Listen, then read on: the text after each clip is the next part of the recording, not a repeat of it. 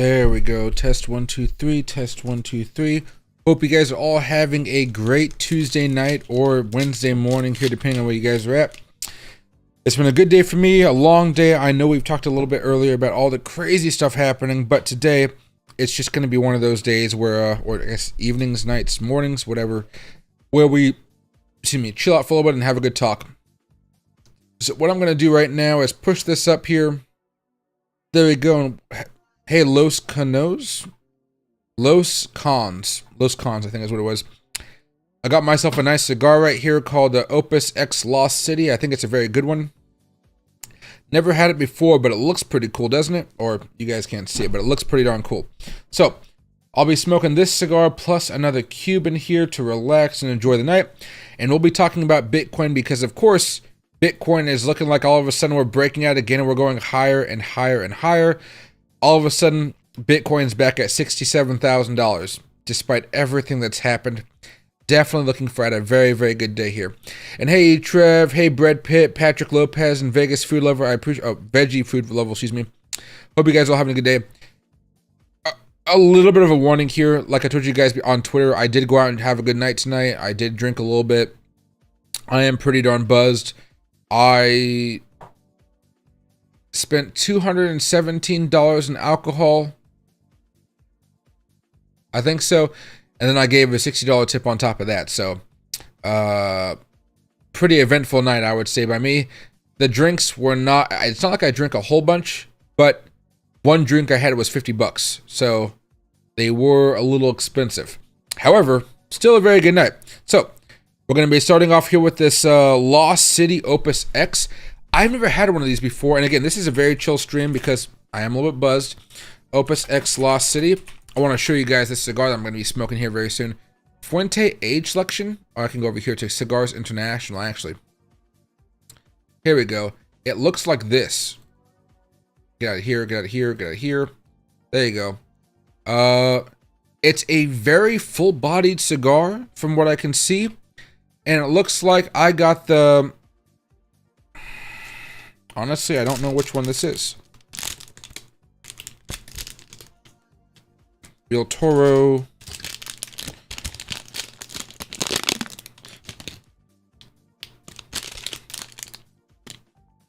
Umbago. I got so many cigar wrappers here, I'm not entirely sure which one it is. Regardless, though, it looks like it's probably a Robusto. Opus Lost City.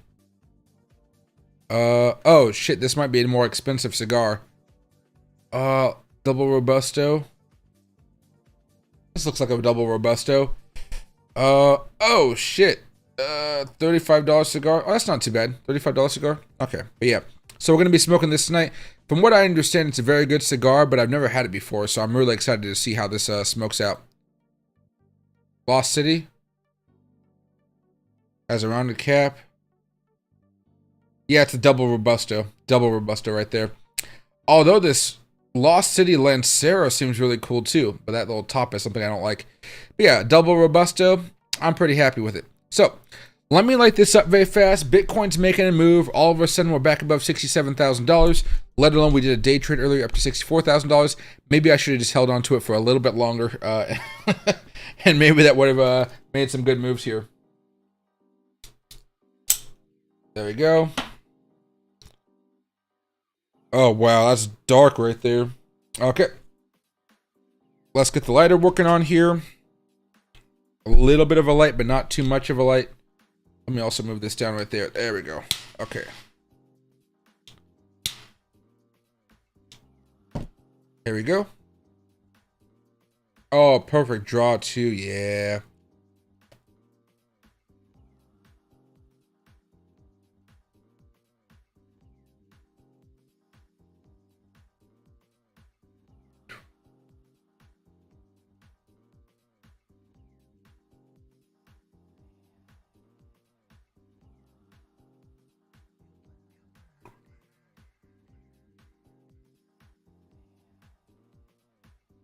Might need a little touch up here. There we go. Oh, this is a great one right here. I can taste it already. And there we go. All right. So let's get down to business, everybody. Hey, Trev, Patrick again, Vegas, Veggie Food Lover, excuse me. Hope you guys are all having a good night and be way. You know how FUD goes, LOL. But anyways, glad to see you live. Hope you enjoyed your night because I spent almost a few $100s in drinks tonight. I did the same thing. Well, how much? It won't show up on my credit card for a couple days.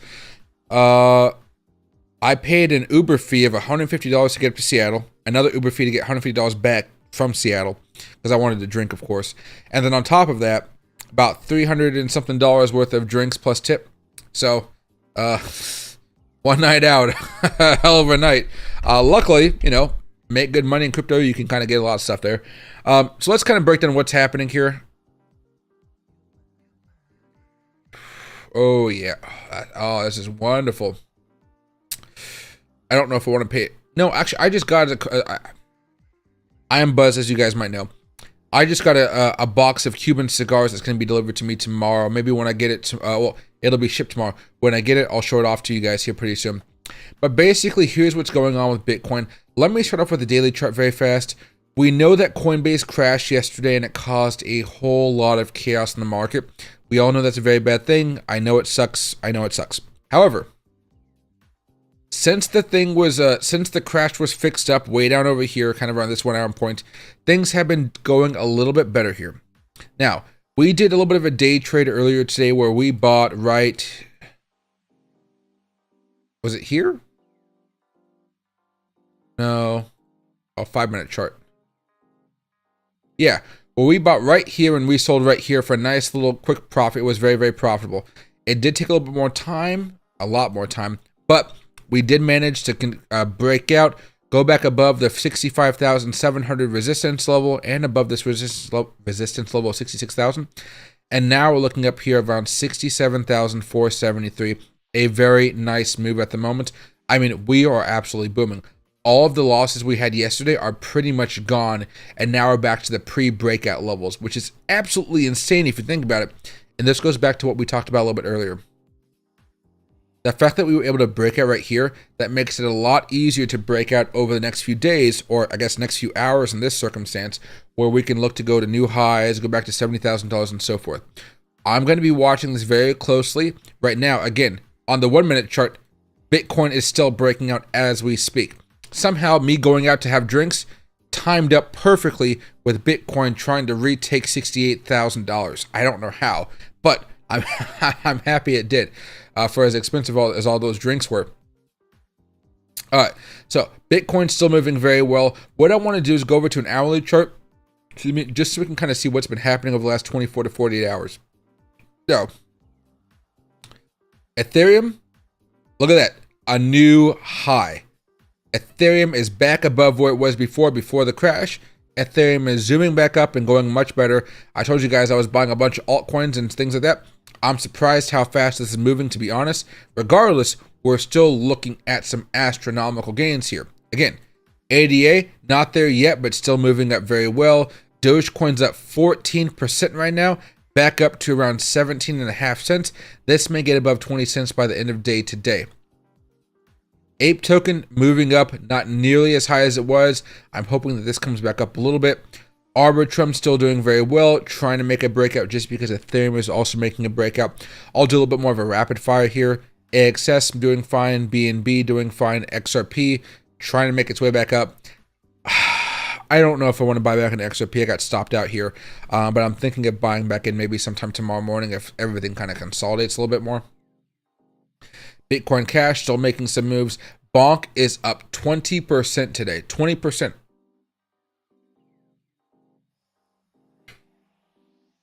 Chili's is back up a little bit here. It's up 5%, still has a long way to go. Comp is up 8%, still a long way to go. DOT is up 10%, or excuse me, 9%. So we're seeing some really nice moves. File token up 10%. Anything else that's moving up a lot? I mean, I'm looking at a lot of stuff that's 8 to 9%, but I'm trying to find those poppers. Pepe is up 22%. Fetch AI is up 16%. Also making another high right now. Ajax is up 14%. And Whiff is up 36% right now. Really making some stronger moves. What I want to do very fast, just to kind of show you what's going on.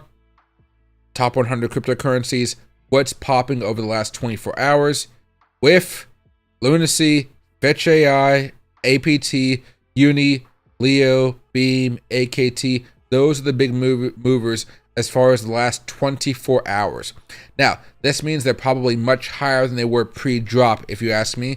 They've gone up a lot over the last few hours, but the last 24 hours, really large moves. Because remember, the drop didn't happen until this morning, so it hasn't been 24 hours yet. Excuse me. These numbers should rise drastically as the time goes on here. So, looking at some great moves. I'm very excited about it. At this point, we pretty much are just going to be waiting and kind of watching to see what happens. And of course, because I did have a good night out, I'm a little bit more buzzed. We can talk about whatever you guys want to talk about. You know, I'm just not going to try to go so technical into the data because I don't want to make a mistake or something like that. But, you know, relax, ask me what you guys want to do, and let's have a good time here. And hey, Crypto Rookie, happy to see you. What bar did I hit up?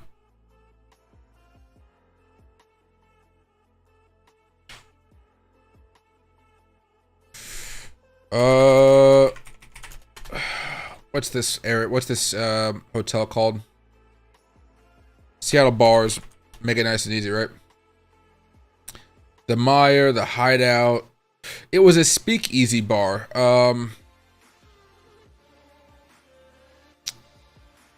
Let me see if I can remember this very fast. Fairmont Olympic Hotel, Seattle. So it's right here. And if I type in bar right here, it should pop up as one of them. Olympic bar, no.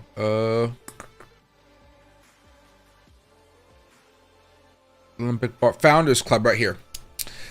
Founders Club. A little bit more pricey. It's basically you go through the door, you go through this little bookshelf, and you kind of go into the speakeasy. Nice drinks, nice chairs, I guess. It's a very nice place. It was very busy for a Tuesday night. Very, very busy for a Tuesday night. And then this is the outside. The speakeasy entrance is over there. But basically, I had some nice people.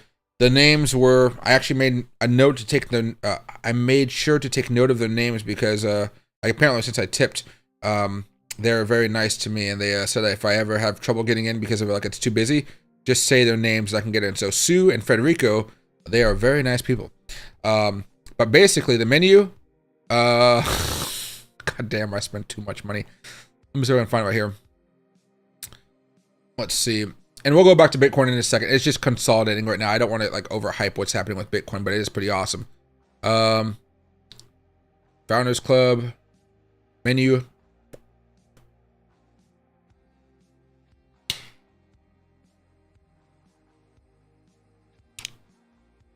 That can't be checked. Is there multiple menus? Oh, there's 2 menu buttons. I don't know why they have this. All right. Zoom, zoom, zoom, zoom, zoom, zoom, zoom. Okay. So I had some custom drinks, honestly. So the first drink that I had was a... No, I didn't have any Ode to the Classics. They had a cider, which was really good. So they had a cider, and they put whiskey into the cider. It was really, really good. I had a... Featured originals, no. I had a Founders Manhattan. That was really good. Coalition Rye Whiskey, Rooftop Vermouth, Luxardo Marsh, I can't pronounce that. Pierre Ferrand Dry Caraco, Lot 35 Creamy Earl Grey Tincture. I don't know, Earl Grey sounded pretty good. But it was also $54, so. Then I had...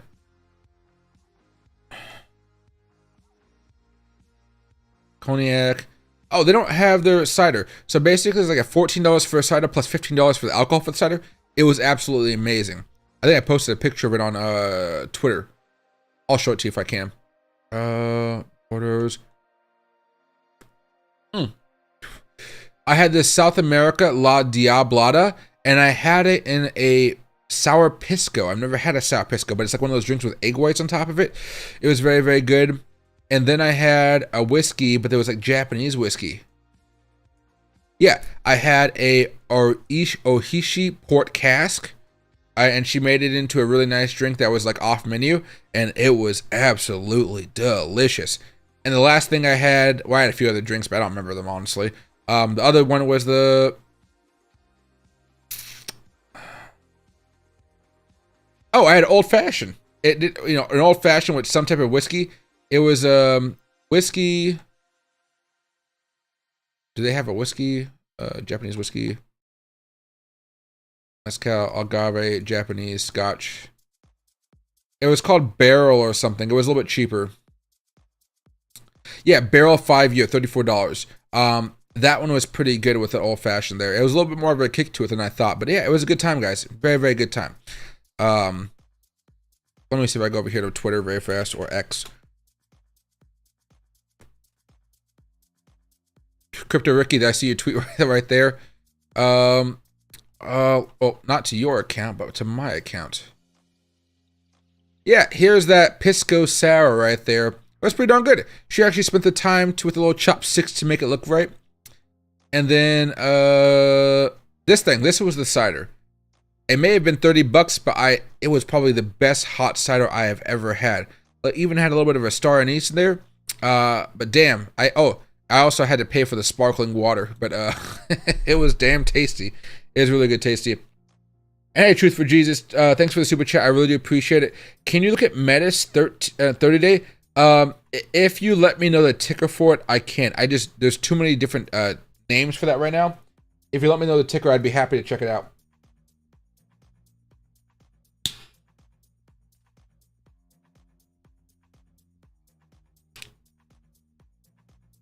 There we go. What advice can I give to people who want to start investing but don't know where to start off with? And hey, Protus Games. Honestly, if you want to get money deployed into the market right away and you're kind of afraid of what to do, typically I would say you just want to buy a little bit and hold it just so you feel like you're earning money while everybody else is making money in the market. Afterwards, I would spend time reading books around trading, and this is typically like Day Traders for Dummies, Trading for Dummies, the Stock Market for Dummies, Cryptocurrency for Dummies, and kind of understand some of the basic things going on with the cryptocurrency market. From there, you're going to be going into those books, and they're going to be teaching you different things about patterns. What I like to do is like to skim those books a little bit, just kind of figure out what's going on. I will go over to YouTube and I will watch a video about a tutorial about how to trade and how to do something around that realm. And then from there, if you learn about a pattern on YouTube or some type of trading style, you're most likely going to find something similar to it in a trading book. And so you can find out more detailed answers there. I am going to be coming out with a video, I think, on Friday. And I'm going to be breaking down my simple strategy about how to trade as far as I know. And this is going to be just one trading strategy that I like, but it's a good bread and butter strategy. But I'm really going to break down the instances of when you guys are going to be using the trades and when you guys are not going to be using the trades.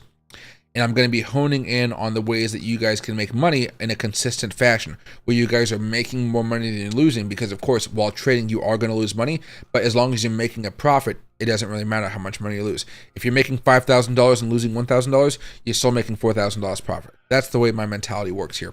But that's a couple ways right there. While you're learning to trade, I'd rather that you did paper trading rather than paper trading rather than trading with real currencies. It goes a long way. See me, whoosh. Oh, damn. There we go. I'm Buzz too. Glad you had a fun night. Guys, I haven't gone out in a while here, so it was nice just to relax a little bit. A special drink for a special me. A special ma. I appreciate it. Should we dump meme coins when Bitcoin at 70K again? Everyone will dump again. You know, I bought a lot of tokens yesterday, and I was telling you guys I'm buying the dip. I posted a video about it on YouTube, and my reasoning was I'm not looking to sell them over a day or two. I'm looking to sell them over the next few weeks. So when I put out this video, yeah, here's why I bought more Bitcoin, the safe way to profit. I bought a bunch of tokens, basically. I'm not selling anything. I bought the dip, and I'm holding for at least 2 to 3 more months on average for these tokens. If you bought the dip today and you went into it looking at a day trade or maybe a trade where you hold for maybe 1 or 2 days, yes, it probably would be better for you to sell when Bitcoin heads back to $70,000. For me, though, in my strategy, I'm not going to be doing that, but I don't think it's terrible if you're going to take some profits there. But yeah, perfectly fine. Nothing crazy about that. Excuse me. But you will see some resistance. I'm hopeful that Bitcoin will break out and continue to go higher, just because this time we don't necessarily have to worry about the Coinbase shenanigans.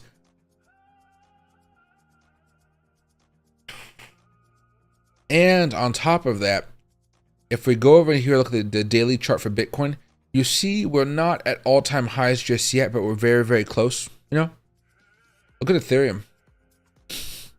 Ethereum was like, what shakeout? You know, we're going much, much higher here. Even look at the 4-hour chart. That gives me hope that Bitcoin will actually have a stronger move over the next few days, and all the tokens that I've been able to buy, they will continue to go up in value. I was not expecting this to happen as fast. I thought it was going to happen much more gradually. You know, I thought this move might happen by sometime tomorrow night or even the morning after tomorrow night, so a couple days from now. The fact that we're moving so fast, yeah, we may have to cool off a little bit, but right now it seems like everybody that's short of the market over here, they are getting squeezed out, and you are going to be looking for a little bit higher levels of resistance. Whales could come in here and boost this back up a little bit. Even now on the 5-minute chart, you're seeing that we're having a nice breakout time after time after time. And we're currently, again, less than $2,000 away from all-time highs. Somehow, after all of this craziness that we saw today, we're still looking very, very good. Excuse me. Start drinking more water here. But for me right now, I'm not selling. But if you specifically went and bought yesterday in order to sell today, there's no problem with selling. None whatsoever. My strategy is a little bit different. But again, everybody that has the strategy, you're looking to make profit in your own way.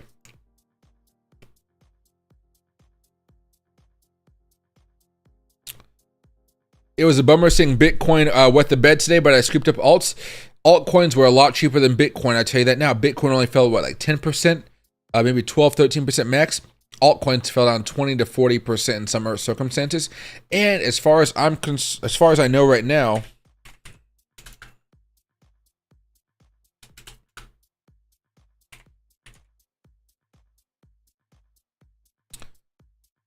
Coinbase should be working perfectly. Yep. Everything is operational. Coinbase isn't having some issues. Now, maybe, just maybe here, let me get out of here. Let me just go back to Coinbase. If something as bad happens, we'll see it very fast, and I'll come back over here to refresh things every now and again. I do see something right here. What's caused the sudden price drop on Coinbase? This post was 17 hours ago. I think we're perfectly fine then. I was kind of afraid of that. And what we can do is we can go over to Coinbase. I can go over to spot trading. And if there is some type of issue while I'm streaming here tonight, we will see a little banner come up just like we did earlier today, and we'll know that something is wrong. Right now, though, I'm hopeful that Coinbase isn't going to have any more issues and that we can kind of rally back up, and it would be the funniest thing in the world and just kind of show how crazy Bitcoin is if we did manage to break all-time highs again today.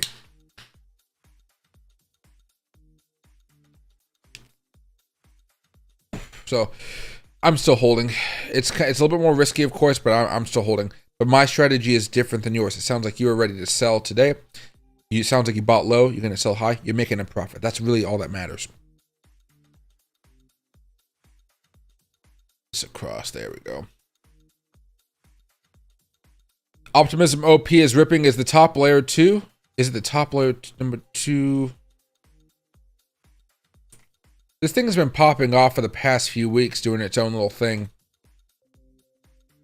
It's up 6% so far. The daily chart is breaking out to, I don't know if it's all-time highs. No, all-time highs right now, still ripping. So if you're already in this, honestly, what you're looking at is a longer Fibonacci level. I know you typically might be looking at something from here to here to here. To me, because of this large move that Bitcoin's making, I might hop over to the weekly chart. Low, high, low, and then see if you can find the high point right here. We're going to see the maximum amount of resistance. So let's do both here just in case one is wrong and one is right. There we go. Hit some resistance here. That next larger amount of resistance, which, why is it extended? I probably messed up something earlier on. Extend lines left. Let's take that off. There we go. So that next level of resistance seems to be around $7.46. If we were to take log off, it looks like it's right up here around $5.10. So 2. $5.10, which is basically 30 cents above where we are now, and then up here towards $7.54.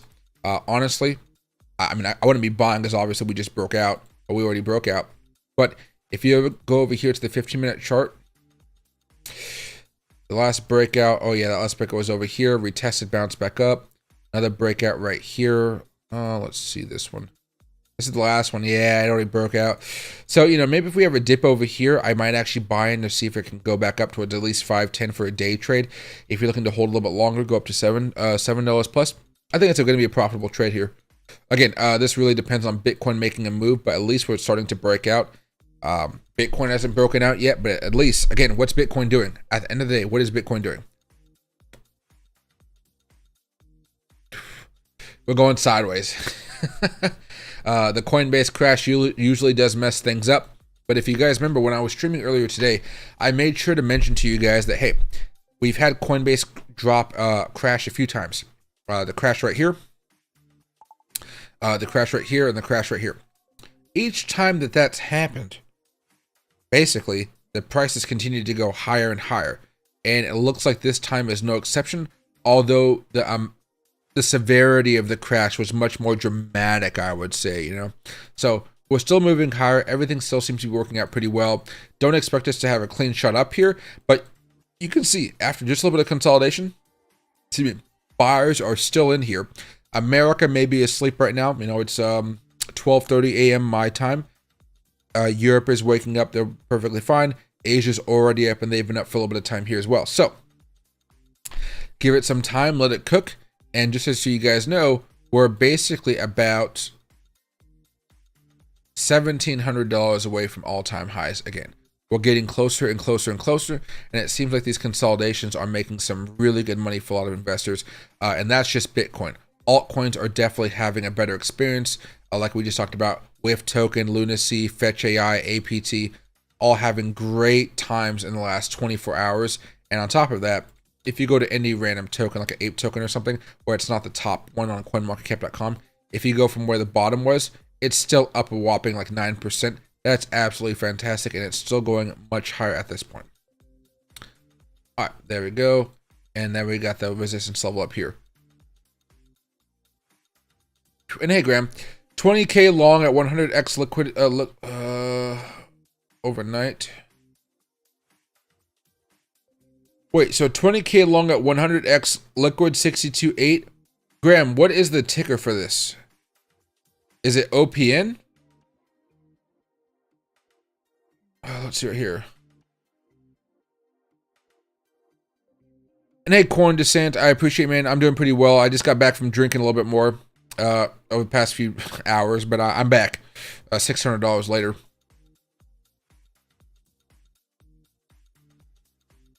So yeah. So Graham, let me know the ticker here just so I know on Bitcoin. Okay. So 62,008 on Bitcoin, 20K long at 100x, liquidation at 62. I would not have my stop. I would have my stop loss probably right now closer to not even 65,000. Closer to over here on 62,800. That's a more reasonable stop loss if you're trying to give yourself a little more breath in case we do come back down a little bit, consolidate, then try to make a move later on. But I'm not entirely sure where you bought at. If you are going to be holding it overnight, I would make sure to have a stop loss at a pretty decent level. Now, what it seems like, though, is your liquidation price is at 62,800. That's below this right here. So perhaps if you don't want to lose too much money, you don't have to necessarily go back down to 65,480 if you do want to take on some risk and hope that we move a little bit higher.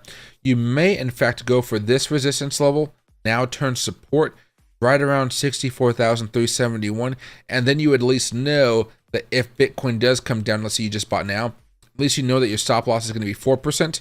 At a 100x leverage, that is 400%, so there's a lot. But at least you know you're not going to be necessarily liquidating your entire trade there. Because right now, you can expect Bitcoin to be pretty darn volatile. A lot of people have been freaking out over the last 24 to 48 hours, both on the upside and on the downside. I'm not selling at this point, but I know there are people who just wanted to hold this for about 24 hours and make their profits.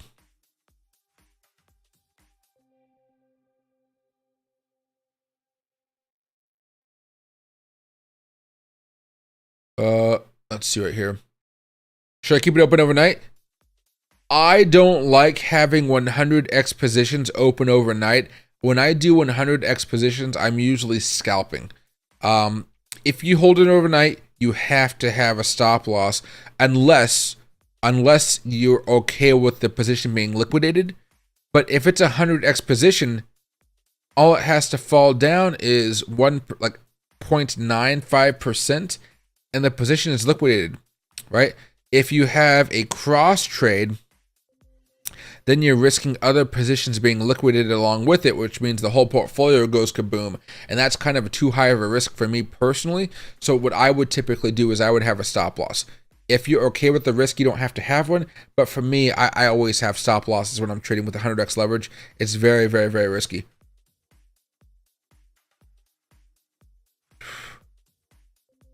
$63.4, so you went long 63.4. So right down here. And your stop loss is right down here. I would have my stop loss around 65,500 then. So no matter what happens, you know you're going to make some good profit. And these higher lows should continue on. And if that cycle breaks for whatever reason we have an issue, at least you're able to lock in those profits. But again, if you're already in profit, I would definitely have a stop loss in the profit to make sure, again, you fall asleep, you wake up, you're either making a ton of money or you made a good amount of money. Both ways you made money. That's the way I trade, at least.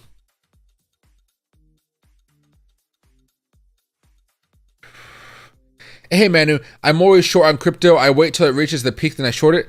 The easiest time that I found that I like to short Bitcoin is when you go over here to the weekly charts. Oh, that's too much data. There you go. What I like to do is I like to have moving averages open. Not that one. Go over to the weekly charts. When you have a death cross on the weekly charts, like between the 20-week and the 50-week moving averages, I go heavy with about 50x leverage positions, shorting. And then I make sure I have enough capital in my account so I can lose like hundreds of percents before it goes profitable. And basically it usually falls in afterwards. I was able to do it over here for a pretty nice move. I was able to do it over here for a pretty nice move. And over here during COVID for a pretty nice move. It's a pretty profitable move if you ask me. However, this cycle we're not even close to seeing those crossovers just yet. So I'm being a little bit more patient, as you might say. Let me just double check something. I just wanted to make sure my monetization was off. I don't want you guys to be seeing any ads. If you guys do see ads, let me know so I can try to figure out what's going on. I've been hearing from Bitcoin Live. He runs the Bitcoin live stream, obviously. He's been saying that he has had his lives turned off, or his lives, or here, yeah. He's had his monetization turned off, but he's still been seeing ads on his streams. So I've been kind of worried about that a little bit more here.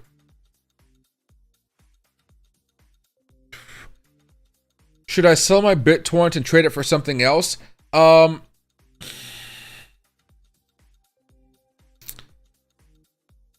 If you feel like there's something that's going to be moving a lot more than Doge, yes, BitTorrent, you can. For me, you know, I might be moving it over into an AI token or so. But remember, if you were to sell it right now and then some of these tokens boom up afterwards, you got to be careful if you want to chase that, because the value of your crypto is going to be worth a lot less, basically. So if you are going to be moving out of BitTorrent, you know, I like the Fetch AI, Ajax, and things like that. Or if you want to, you can go into other type of things, like maybe you can move it into another meme token, basically. But that's really up to you.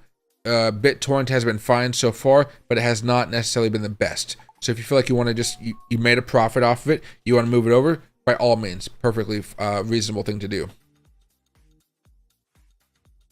Plus 560% profit right now. Stop loss at 300% won't close now, right?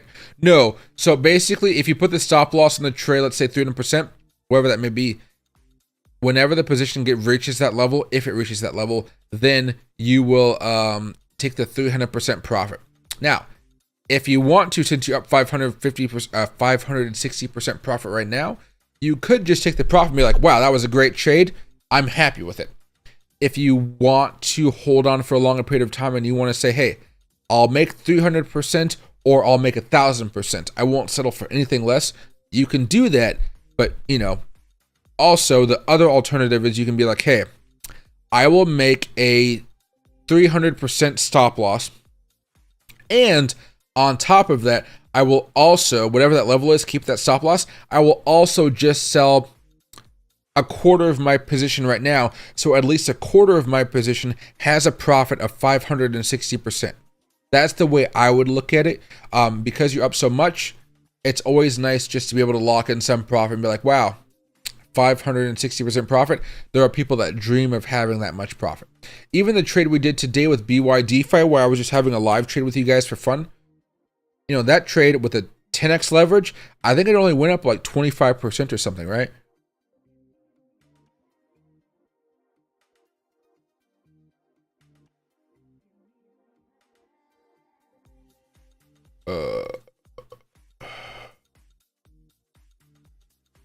It doesn't say the profit necessarily.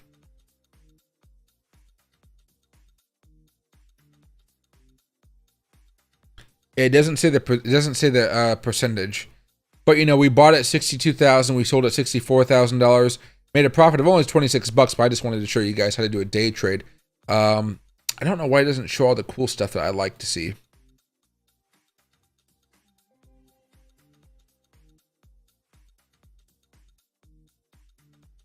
Well, regardless, it's just nice to lock in some profit here. Scared to confirm the stop loss? Hey, at least you know no matter what, you're walking away with 300%. If you want to walk away with 500% or 4%, you could always sell right now. But honestly, a profit is a profit. It really depends on if you like. Do you really just want to settle down for 500%? You're very happy with it. You're content with it. Or do you say, hey, I'm willing to risk only making 300% in order to make something a lot larger? It's your choice, your money. No matter what happens at this point, you know you're going to be making money. But if you don't have a stop loss, you do not have a confirmation that you are going to walk away with a profit. That's the concern if you don't have a stop loss.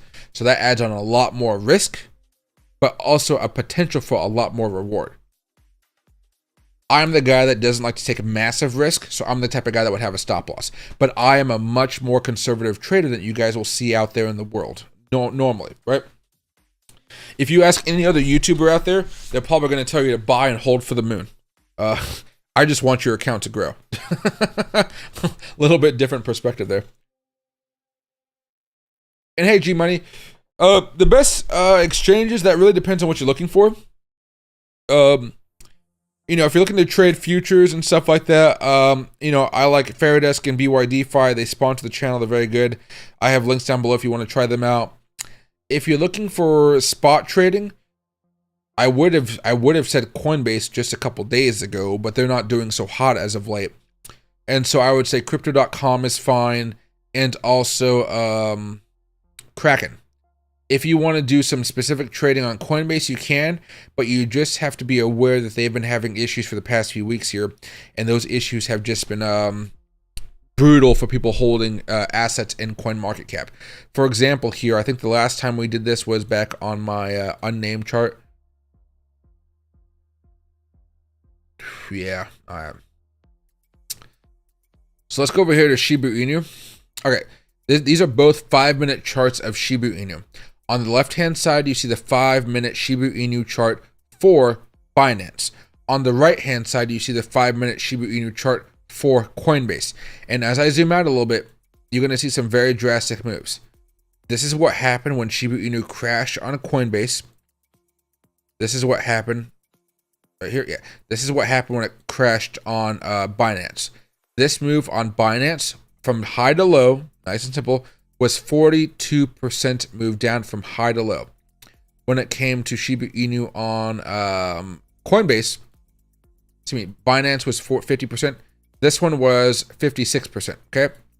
Not nearly as good, but the big thing is you can see how Binance naturally kind of came down here. So from the moment the crash started, Well, this is what's important. It fell down about 40% over 5 hours. 40%, 5 hours. Shiba Inu on Coinbase. Nope. There you go. Was 50% in 15 minutes. Hours, 15 minutes. Hours, 15 minutes, right? So it's, I mean, you can see right there. See how this is more natural? It came back down to 25.39. This one came back to 1998. So just be a little bit careful with it.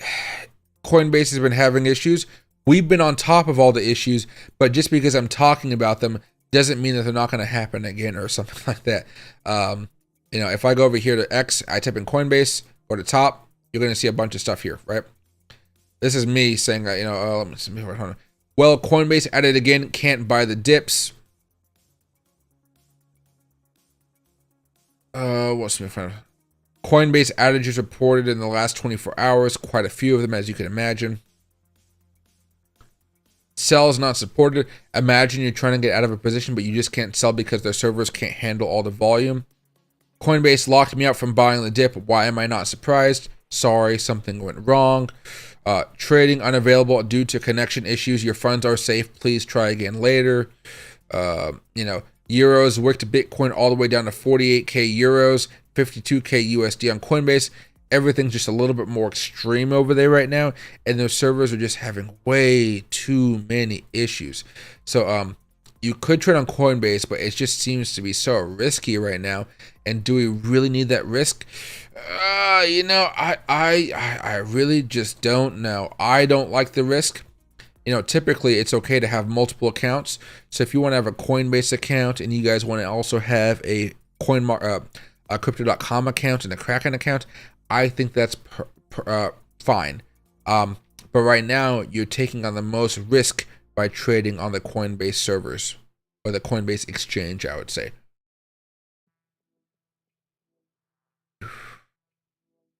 Hey, no, what makes BitTorrent go up to $1 is basically a lot of people buying it for a long period of time, and that brings the market up to a certain level, which will happen. It won't hit a penny, right? Or it won't hit $1. The market cap would be absolutely insane for that to happen. Think about yesterday or the day before, somebody asked me about what would it take for Shiba Inu to hit a penny, right? Right now, the market cap of Shib is...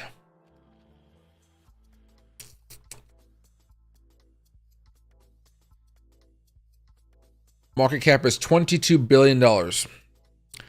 In order for that to happen, the market cap would have to hit $5.4 trillion. So it's not going to happen anytime soon. Maybe a decade and a half or 2 decades, I don't know. You know, if you want to be really optimistic. But the way I'm looking at it, it's not going to happen, right? And at least during this cycle. No Mexi link on Michael, shame on them. If you want to, I can add a bunch of affiliate links if you guys are going to use them. I'll add it for a bunch of exchanges. So the thing with me is I like to be able to test the exchanges quite a bit before I use them, right? And I start promoting them. I like to test them out a little bit. With Mexi, if I were to go over to Mexi right now, what I'll see here is this. Hold on. There you go. Okay. There you go. All right. I know it's hard to see. Your IP and nationality indicate you are located in the country/region where Mexi services are restricted. According to Mexi's terms of service, Mexi does not provide services to users in the country region where you are located. If you have any questions, kindly contact the Mexi customer service. I know I could make an affiliate link for you guys, but I wouldn't be able to trade on it. And, you know, if you guys are fine with that, I could do that. And then basically, it would be supporting the channel because I would get a portion of the fees from you guys trading. And that's how I make money from exchanges, basically. If you guys have $1,000 of fees over a few months, I'd make $500 of that, basically. That, in fact, is how a lot of YouTubers out there make money. you will notice that most YouTubers out there, they partner with an exchange. That exchange is probably paying them a flat fee per month. And then on top of that, you will see that they're getting money every single week or day, depending on how the contract is set up, which is a portion of the fees that the traders that we recommend are paying, right? So that's how it works out. And not many crypto creators are open and honest about that, but if you guys ever have any questions about how we get paid, I don't really have a reason to lie to you, and I'm pretty open about it. Heck, I even show you how much money I make on my YouTube channel. Ask away. I'm happy to kind of give you guys this information. That way, when you guys are watching other channels, you kind of understand why they do the things that they do. Too many zeros on Shib. Yeah, I know, right? It's definitely going to take some time. Right now, just saying if I enter the stop loss for the whole position, I just don't want to close it now since I'm over 300%. No, if Bitcoin's right here and you have your stop loss right here, the position will not close unless the price of Bitcoin reaches this level. So until that happens, you're perfectly fine. If you don't want to have a stop loss, you're entitled to do that. It's just me and my cautionary stance that I take when doing high leverage positions. That's the way I do it. And Altcoin, if you're already in profit, you're in a really good spot. You can definitely reallocate those funds. A lot of times I've seen people move their Bitcoin money just back into Bitcoin. They wait for something to dip down a lot, because even if Bitcoin falls down 5%, you know the altcoin's going to fall down 20%. You sell the Bitcoin for USDT and you move it over to another coin that's on 15 to 20%. You buy it up and it's still going to make you a lot of money over time if you just want to hold the money in the Bitcoin vehicle. Hey, Mother Goat, do you remember what position and how many did you get for $300? I don't recall. If you could remind me a little bit more about what I said, I can help you out there. If it dips again, just grab as much. Try to hold at least 100 million tokens. Oh, I don't know what you're talking about there. Oh, you might be talking about Shiba Inu there. Can I give you my opinion on Gecko HQ? I never even heard of that. Gecko. Let's zoom out a little bit here. Damn, I'm burning through this cigar. Okay. For those of you guys just joining, just a heads up, I did go out and party in Seattle tonight, and a lot of you guys were saying, come stream, come stream, come stream. Bitcoin's going up, so you know, $600 later, here I am enjoying myself with you guys, smoking some fine these are luxury cigars, actually. Normally I don't smoke luxury cigars all too much, but man, this week has definitely been good. Again, at the end of the day, Bitcoin is still at $67,000. That's good. All right, now Gecko, let me make sure I get this right.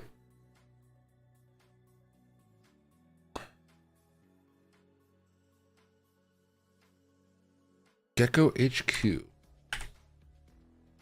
There it is. Okay, so it's up 197% today. It has a market cap of 615 million. Typically in these situations, I do not buy it, but let me see if I can find out more about the potential website. Yeah, there we go. All right. So, memes for, okay, so it's a meme token. Okay, meme token right here. And it's on crypto.com. A large supply reserved for burning. That's a larger supply. Burn supply is only 11-12%. That's nice. I like when they have a burn supply. The flippening.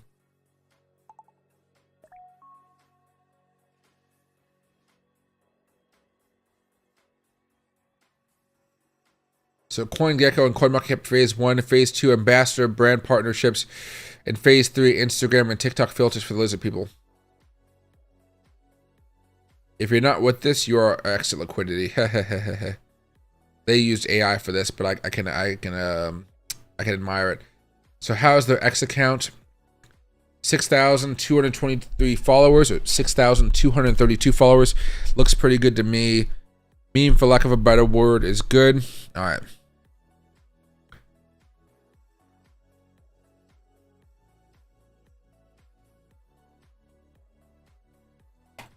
MEXC seems to be placed. Ooh, it is not very liquid on MEXC. Not very liquid at all. However, let me go over to the daily chart. On MEXC, it's only at 0.23% on the day.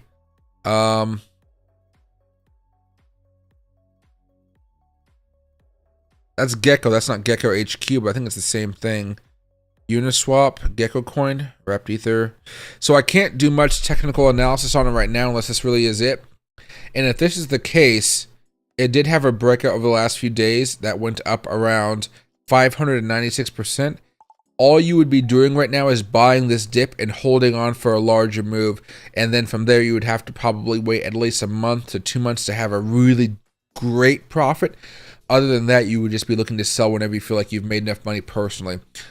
Typically, instead of just selling all of it at once, you can sell a little bit here, sell a little bit there, lock in some profits, and that's the way I'd probably be approaching this, just because of the volatility with it and the fact that it is a little bit of a lower market cap. Not crazy low market cap, but I can't even find a good charting data on it. MEXC's chart looks very, very, very ugly here. So, you know, it doesn't seem like it's not worth holding, but you have to understand it's just going to be very, very volatile. Higher lows overnight. So far, Graham, it definitely looks like that's going to be happening here. And then, Michael, thank you very much for the super chat. I think Jay Knight is gay. What do you reckon? What happened? What did Jay Knight do? Bonk anyone invested?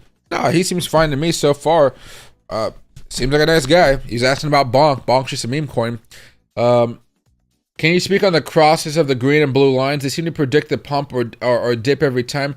Why not buy, sell every time those crosses? Because it's not always accurate. So sometimes they work out, sometimes they don't. Let me just hold this in my fingers. So, for instance, the green line is a 20 moving average, the blue line is a 50 moving average, and the yellow line right here is a 200 moving average. Right now, you saw that this actually worked out. This one right here, it worked out a little bit as far as the downward move. A little bit of profit, but not a lot. Right here, it worked out a little bit. Right here, it worked out a little bit. Again, I can probably take away the yellow line here just so you guys can have a little more clarity. Worked a little bit here and here. There are plenty of times where it doesn't work, and it's the times like this, right? Where you see it, comes down a teeny bit, but you might hold on too long and all of a sudden you stopped out. Typically, you know, again, right here, it crossed over. Oh, geez, how do I show this to you? There we go. It crossed over here. Actually, that one worked out okay. This one worked out fine. It crossed over right here, went down a teeny bit. The profits aren't enough for you on most times. So if this crossover right here, it dropped down. Let's say you buy it, you short it right here. It dropped down 0.21%. It's not really enough to make a profit off of it. Over here, it worked out okay. This one, it's not enough profit. This one, not enough profit to the, this one actually worked out a little bit to the upside. This one might be okay, but again, it's not going to be giving you a bunch of profit here. This one did not work at all. This one worked out a teeny bit. This worked out a small amount, small amount, small amount. Not really well here, you know. So it's not as profitable. Typically, I like to go with momentum trades personally. It's a much better return rate because it means you're making $5,000 and losing $500. The win to lose ratio is amazing. But again, it's my own personal strategy. I don't really see many people doing my strategy out there. But the problem with my strategy is you have to be patient and wait for the opportunities. You're not going to go really out there looking for a whole bunch of stuff. You're basically just waiting for the signal to say, hey, buy, then you buy. But that could take a couple days. So, you know.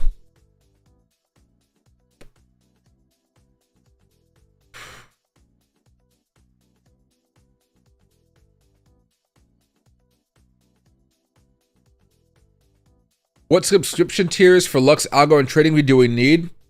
So, as far as both of them are concerned, TradingView,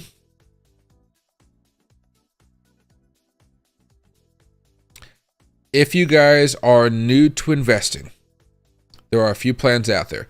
They have a free plan. I would never recommend you guys do the free plan just because it has ads on it and it just really sucks to use it. And what you get for the free, it's just not worth it. You can't even learn anything using it. There is something called Essential, Plus, and Premium. Okay. You guys are going to stick with the monthly plans until I tell you otherwise. This is why. Essential, if you guys are trading with fake money, paper money, you guys are just trying to learn the basics, the real basics of trading, Essential is what you need. If you have real capital deployed in the market, the Plus plan for $30 a month is what I'd recommend.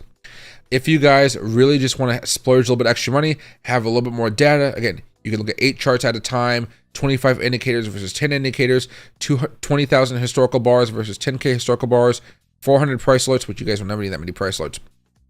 You know, you can splurge for the premium.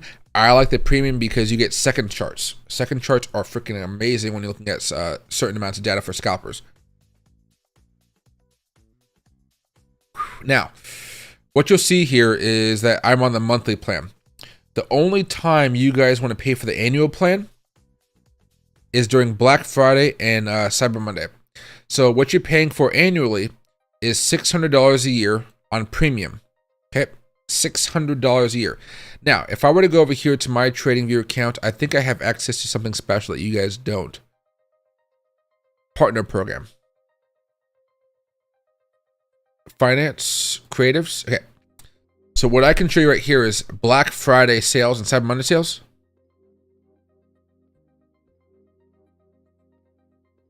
And basically what this is, maybe I can find a bigger photo for you guys, maybe. Oh, no, it's not the best, but here we go. There we go. Black Friday, 70% off. So when I pay for this, I buy it every year for Black Friday and I get 70% off the entire year, which is so darn cheap. I think I actually did a video on this. If I go over here to incognito mode on YouTube and I were to type in best trading view plan,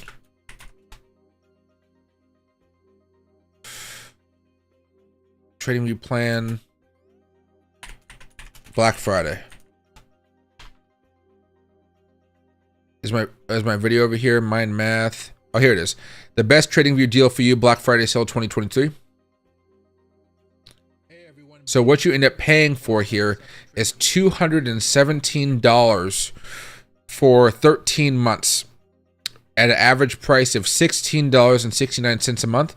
So let's just round it up to $17 a month just for my sanity here. $17 a month. Scroll up here. Versus, that's for the premium plan here. That's about that's cheaper than the plus plan annually, $25 a month. Monthly plan, it's about the same as paying for the essential plan for a whole year every single month without getting the annual plan. It's worth it. But until you hit Black Friday in November, you're gonna want to have the plus plan or the premium plan. Pay for that every single month, but then you realize 4 months of premium is a whole year's worth of premium when it's 70% off during Black Friday sales. Okay, so I would say plus is good enough for the majority of you guys. If you feel like you're going to be a mad scientist when it comes to trading and testing out a whole bunch of theories and stuff like I do, and I have to explain everything, I have tons of tutorial videos for you guys, all the type of stuff. Premium is going to be a thing. For most of you guys, oh geez, I'm burping up a Japanese whiskey. You guys are probably just gonna want the plus sign there, or the plus account. Excuse me.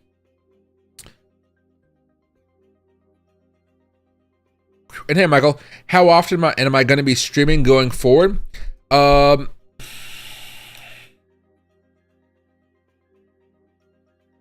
much as I can without putting mental strain on myself. And by that, I mean, I'm going to take breaks every now and again. I'm going to be happy to take those breaks. And on top of that, my dog, you know, I'm going to make sure that I spend some time with him, take him outside, make sure he's exercising, make sure he's still eating good. You know, I'm going to still have the basics of life, but instead of maybe streaming like two hours a day like I did before, we're talking about 6 to 12 hours a day, scattered. It's not going to be straight shots. The other day I did 8 hours a day because Bitcoin was going absolutely nuts. But then after that, you know, I still took my dog outside. I let him run around outside before we went to bed. So, you know, he lets me know when he needs to use the bathroom and stuff. I will take a pause and stop the stream, even though I know the views will drop from like 1,000 people to like maybe 700 people in a matter of 2 minutes if I'm just not here. But typically it'll be about 4 to 8 hours on average.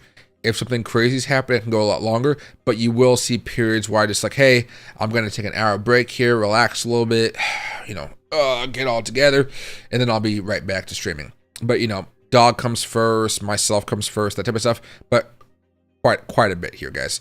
Back when Dogecoin was going off in 2021, I was pulling off 24-hour streams.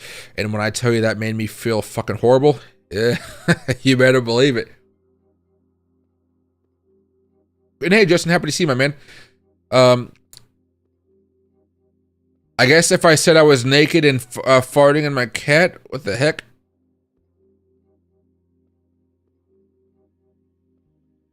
No worries, Gambit X. You do you. How often does Neovia Logistics pay Michael Fetchy? Too much? What do you mean? I don't know how much that pays at all. I don't even know what that coin is. Yeah, I don't know what that is. If you can tell me more about it, I might be able to help you out. Michael, am I a full-time trader? Yes, I am a full-time trader. Full-time traders, though, it's not like I'm spending like 8 hours a day looking at charts or something. Typically, I will wake up whenever I wake up. Sometimes I wake up late. Sometimes I wake up early. It's basically, if I have enough rest, basically as soon as the sun hits my eyes, I'm up. That may be somewhere around 6 o'clock in the morning. That may be somewhere around 10 o'clock in the morning. If I don't have enough sleep, literally, I have blackout curtains to make sure I wake up naturally sometimes. Yes, but I trade full time. I am what you call probably a professional swing trader. So typically what I do, because I trade cryptocurrency and stocks,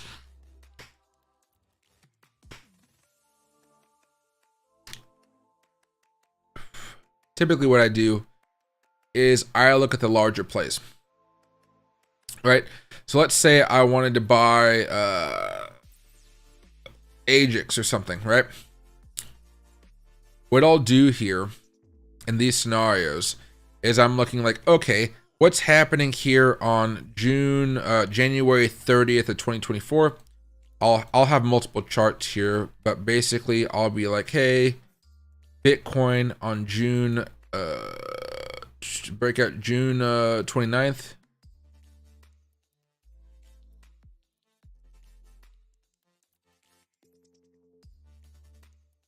Oh, sorry, January 29th. Oh, look at that. Oh, where'd it go? January 29th. There you go. Oh, I see Bitcoin had a change of character. The oscillators are all pointing upwards, and I can't see them, but they were. I'm going to take this opportunity to buy, and then because Bitcoin's also moving up, and I'm looking at some of these moves over here, I'll say that, okay, Bitcoin's here, here, here.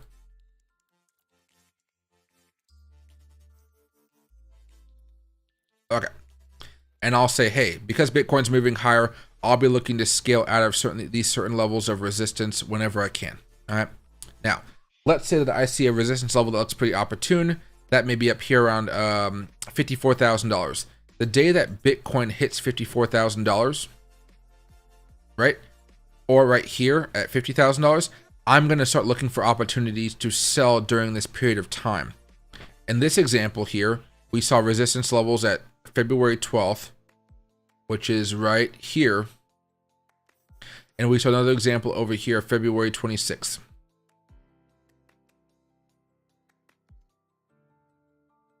Right here.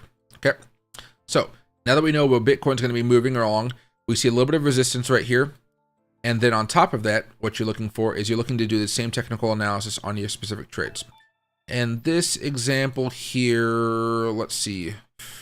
You have to add your own Fibonacci's onto it. Okay. And then from here, you're going to be looking typically for this blue line or this white line. If you guys put on a base Fibonacci level, I believe the default settings for this are gray, but the number is 1. 1 is usually my price target here. So what I'd be doing is I'd be looking for an opportunity to wait for Bitcoin to consolidate. And during that consolidation, as you can see, it was going sideways. That's when you see altcoins really take off. So for me, I might have a like a $5,000 10x leverage play. Typically, it's a $1,000 to $2,000 trade if it's a meme coin or a lower market cap token. And so what you're doing is you buy right here.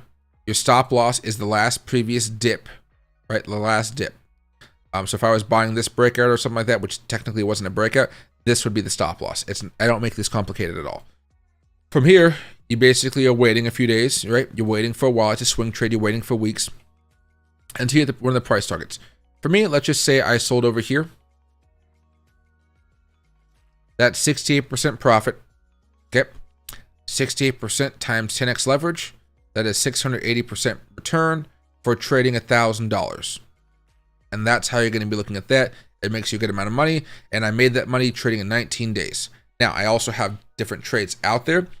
You can also trade with lower leverages and large amounts of money, if you will.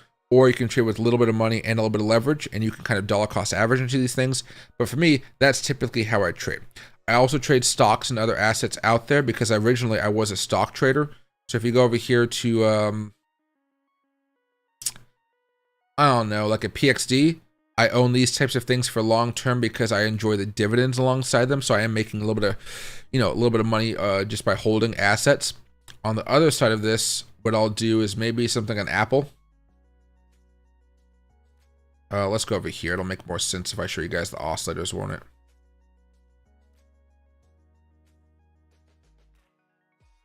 All right, let's get this one very fast. Well, actually, you can still see this. It's a breakout right here, followed by a whole bunch of buying signals. And then since we had a consolidation of about 155 days, you know you're going to be holding this for months and months and months after the breakout. It's just the way it is. Now, you're going to be aiming for the one price target, which is right here. Maybe you can go a little bit higher if you want to, but the one price target is typically something I enjoy a lot. If you don't want to do the one price target here, you can also go into a little bit of a longer theme. So there's tons of Fibonacci levels that you can use. You don't have to go from, like here to here to here. Sometimes what I do is I go to the monthly chart. And I'm like, when's the last pivot point? Oh yeah, there's one right here. It went up to these highs and we came back down to here. What can I be looking for? And I can be looking for some of these levels right there, somewhere right here when I see profit. In this circumstance, this whole economy is kind of fucking whacked out, but it still gives you opportunities to make some money. Or what you could do on the downside here is you can say, wow, Apple's not looking so hot. We're seeing a lot of selling signals plus change of characters. If I see a sell signal right here, where was this? Maybe I'll buy some puts on this or something. And maybe what I'll do in this circumstance here is your basic Fibonacci retracement systems. Right? And you see a little bit of support right there, a little bit of support right there. This one actually didn't work out too well as far as support. Did I mess up something? No, I just didn't end up working as fine as I would like. Probably because the weekly charts were still pretty positive. Yeah, they were positive during that time. That's why. But again, yeah, I trade full times. I trade full time. But I'm what you call a swing trader at heart. I do day trades. That's why I did the day trade with you guys earlier today. But typically when I do day trades, I think the conception that people have is that people day trade and they're making a whole bunch of money in a very short amount of time.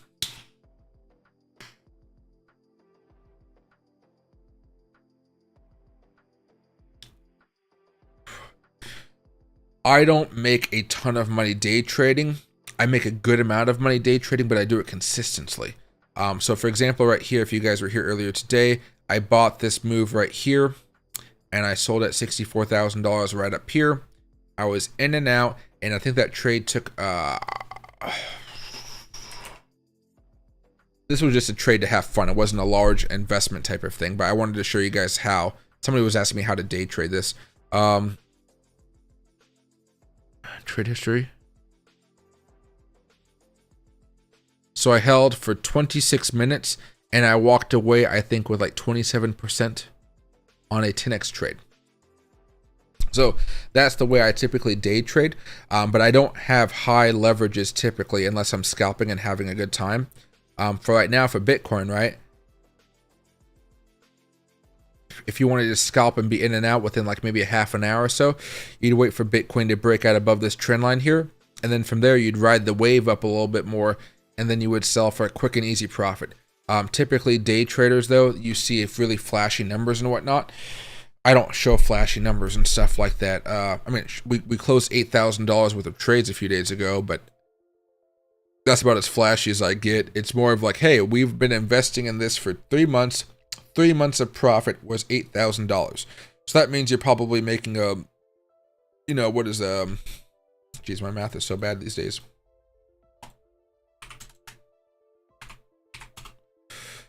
$2,600 and $2,666 per month based on that trade that we were doing. Not forget all the other trades we were doing, just this one little strategy that we were doing. It led to around $2,500 a month. Forget about all the other trades, stuff like that. So I'm a weird trader compared to most here. I'm heavily into momentum.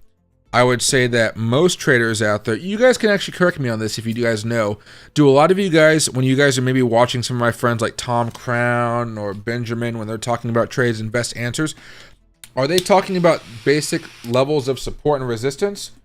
Or are they talking about momentum and oscillators and breakout type of stuff? Breakout plus oscillator plus Fibonacci? Or are they doing another method?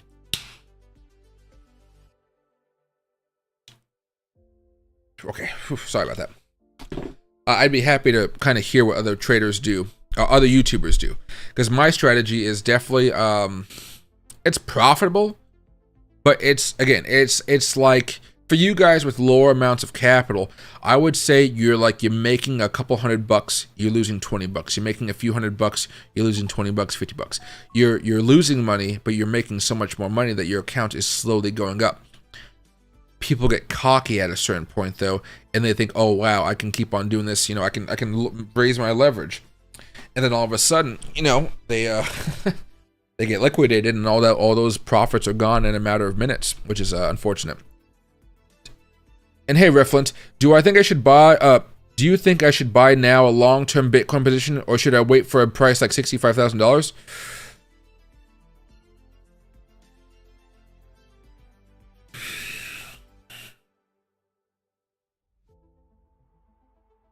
You could wait for $65,000.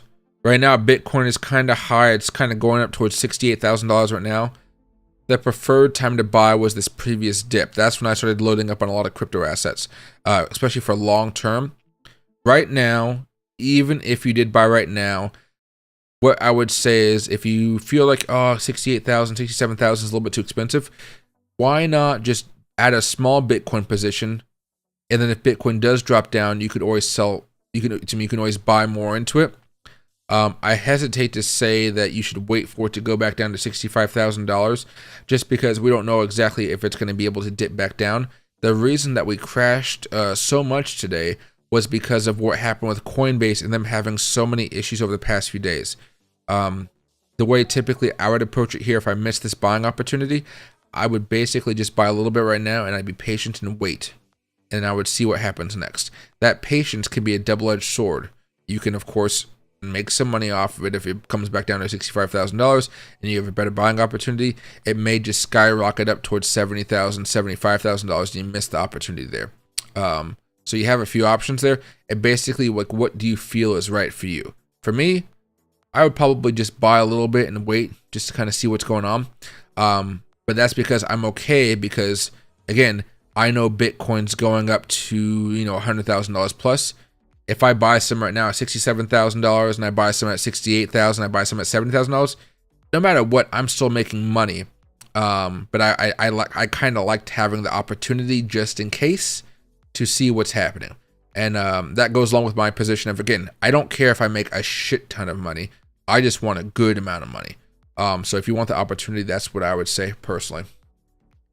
How about Luxago too? Oh, sorry, Graham. I'm sorry about that. As far as Luxago, I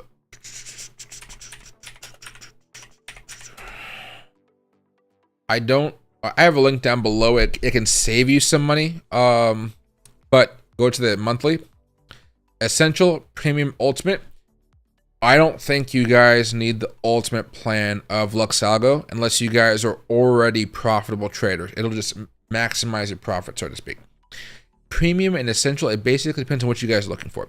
So Essential, Price Action Concepts Toolkit plus Screener, Community Access with Price Action Alerts, User Strategies and Setups shared weekly, 24/7 support and active and indicator updates. That doesn't matter. User strategies doesn't matter. Community access with price action alerts. This matters a little bit, but not really all too much. Premium overlays and toolkit, signal overlays toolkit screener, oscillators matrix toolkit screener, community access with scanners and bots, user strategies and setups shared weekly. This again, don't matter. Community access doesn't really matter. What you're paying for is the oscillator matrix tool and the signals and overlays tool. If I were to go over here very fast, I'll show you what all these things are. So what I have on my chart right now, you see these little blocks? This is price action concepts. I only use the bare minimum of this. However, if I wanted to, you know, I could have this show trend lines, patterns, equal high lows, liquidity grabs. The trend lines and the patterns are, I think, are the premium spot of this. So trend lines and patterns. Give it a second.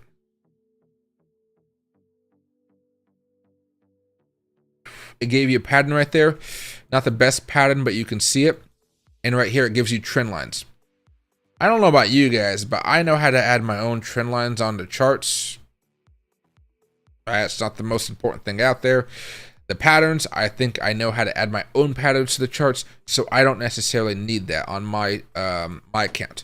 Now, what it does have, this premium version here, again, the cheap version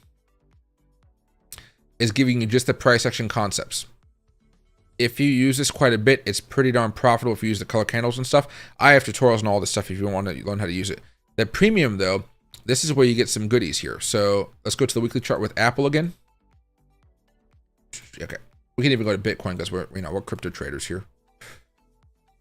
What's going to happen is you see right here on TradingView. Sorry guys, I have context and I've had it for a while. You're going to see this thing open up called invite only scripts.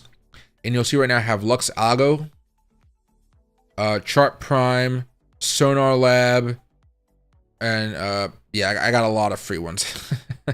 But you see right here, Oscillator Matrix. That is this right here.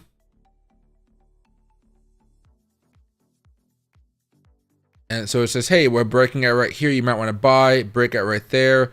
It'll give you some warning signals. Like right here, there's a little bit of a warning signal. You bring that up. It did go down a little bit. A little bit of a buy signal down here. You're going to learn how to read this fairly soon.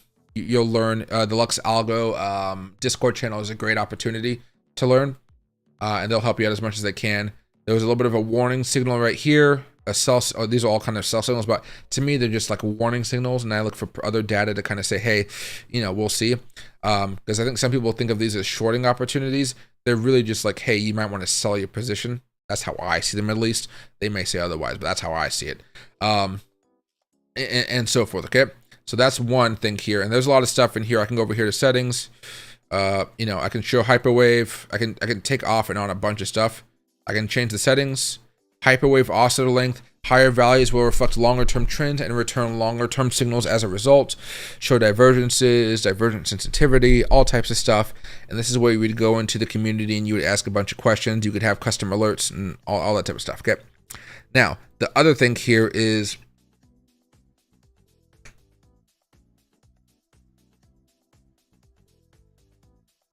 what is that? Oh, signals and overlays. All right. So that's this one right here. Buy signal right here, it worked out. Sell signal right here, it didn't really work out. Buy signal worked out. Buy signal, it kind of worked out, but it kind of came down for like a month before it went up. This one right here, it worked. This one right here, it worked. No, this didn't work because pretty much after this close, we just went up. This one didn't work. This one worked. This one worked. And again, this is only the weekly chart, so you can change this with the daily charts and test it out. And you can fine tune the settings as much as you want to. But see, it said buy right here. It went straight down afterwards. You got to be careful with some of this stuff. Go over here. When I use this, I make it a swing trader preset. I had the reversal zones, and there we go. And right now you see Bitcoin didn't actually reverse all too much in this zone, right? So it kind of tells you when, hey, we're getting a little bit overextended and we may need to calm down a little bit, right? Oh, we're getting pretty high. We might have to calm down a little bit, stuff like that. but you can go in here and change all the settings. This is nice, I would say, but that does cost $67 a month. I've known a lot of people that like it, but I would say it's probably best to start off with the essential and then move over to premium. If you're not making some type of profit off of the essential, you should move over to you should not move over to premium. Excuse me. That's the way I kind of view these things. So I would say start off with essential, see how you like price action concepts, go into the community, learn, and once you've made a couple $100s off of essential, then you can use that money to just pay for premium. That's how I view it. Because again, the premium, it comes with all of this stuff as well. There we go. Let's zoom out a little bit here. Back over here. Back to the Bitcoin 5. And let's scroll down here. Put the 200 back on. God damn, I keep on talking so much. My cigar keeps on going out time after time after time. If it wasn't an expensive cigar, I wouldn't keep on trying to relight it. But this thing costs a pretty penny.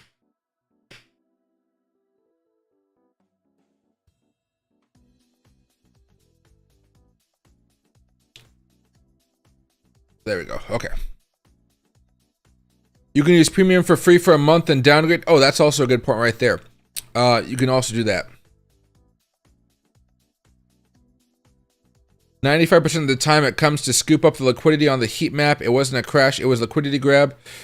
No, Coinbase was having issues. Coinbase was having issues.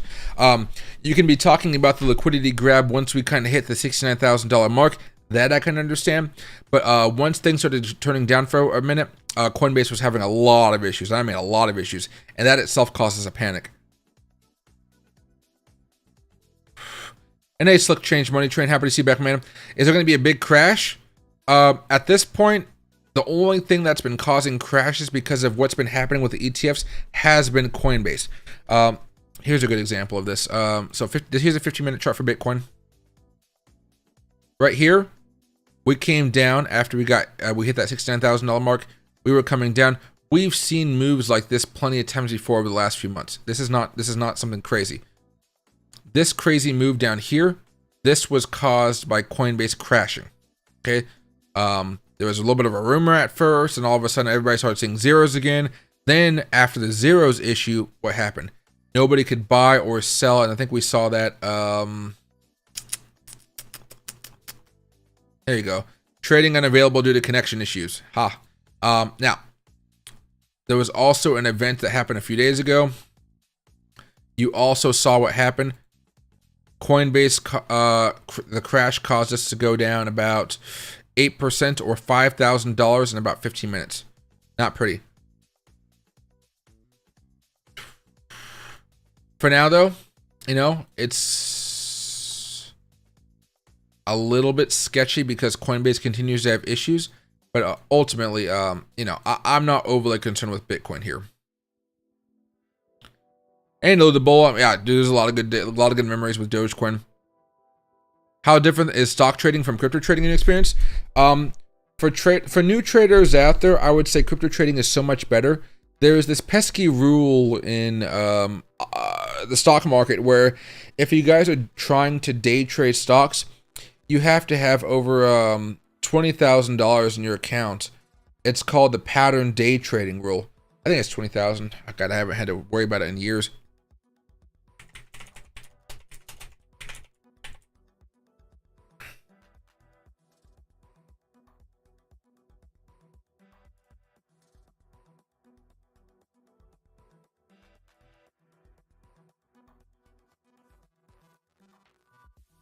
Oh, sorry.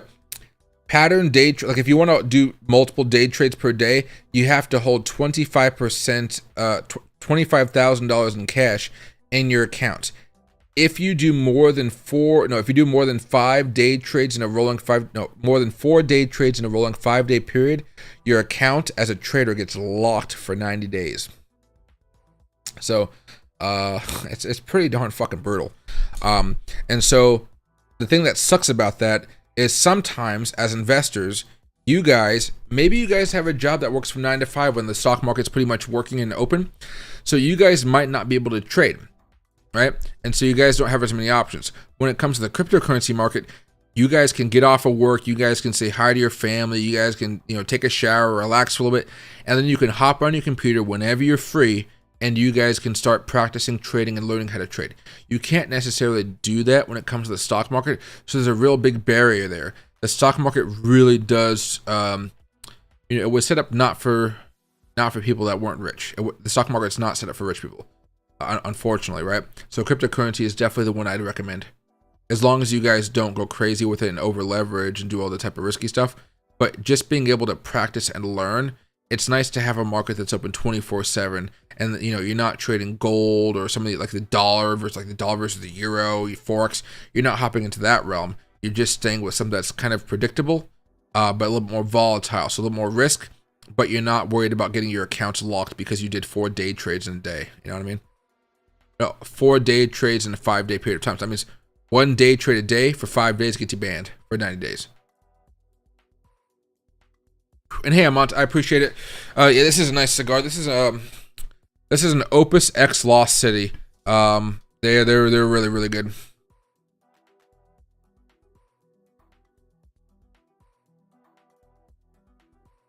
And hey, Francisco. Hey, Mike, hope you're having a great evening. So far, it's been pretty good. I just got back from downtown Seattle and I had a good time here. Internet went down all over too. Yeah, I did hear about Facebook and Instagram having some issues as well. Gigavids. Hey, Gigavids, why I hate our government? A lot of people do not like the government right now. Whether you guys are Republican or Democrat, the government as a whole just has not been functioning properly over the past few years. They are changing the settlement days for trading to T+1 effective 5/28/24.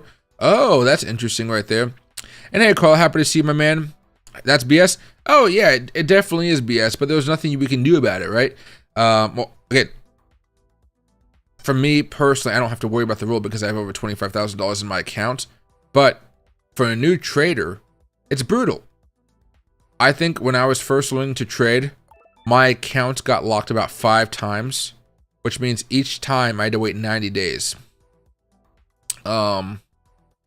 I think when it comes to TD Ameritrade, that's the time where I was locking my accounts quite a bit. They give you 3 free passes for the year. But ever since TD Ameritrade got bought and they're now owned by Schwab, I don't know if they give you the same leeway. I'd have to double check with that. But TD Ameritrade is a good place if you're looking to trade stocks. Also, Fidelity's really good. They both have forex trading and stock trading and options trading. They both have tons of liquidity. Lots of people use them. Although, maybe TD Ameritrade feels a little bit dated, but I kind of like that dated look. How do you think about buying Ethereum before EFT comes up? Okay, so I've been talking about this a lot. I am loading up on Ethereum in anticipation of for the Ethereum spot ETF. Anything you're getting right now for Ethereum, I'm happy to pay the price because I know it's going to go up to like $5,000, $6,000, $7,000, and so I'm not concerned at all. Once that money really starts to pump in, you're going to see Ethereum rapidly outpacing Bitcoin. It's going to be crazy. The market cap will not surpass. Like Ethereum's not going to be the number one token like that. But from a percentage increase perspective, I am loving buying Ethereum right now. I bought a lot of Ethereum during this dip. I love Ethereum, specifically because of the spot Ethereum ETF that should be coming out sometime later on this year. Hey, Silk Change, yeah, it definitely sucks. Bitcoin next 2 to 4 hours prediction. Right now, it looks like we just want to consolidate. I'd be surprised if we just all of a sudden start shooting up towards $68,000. I wouldn't be surprised if we came back down to maybe $65,000, try to bounce off of that, and then start moving up here towards $68,000, $67,000 again. But right now, it's much more of a consolidation type of thing. Although, if you want to be excited about it, you could go over here to maybe the hourly chart. Right? Let's get rid of that because that was just talking about Coinbase here.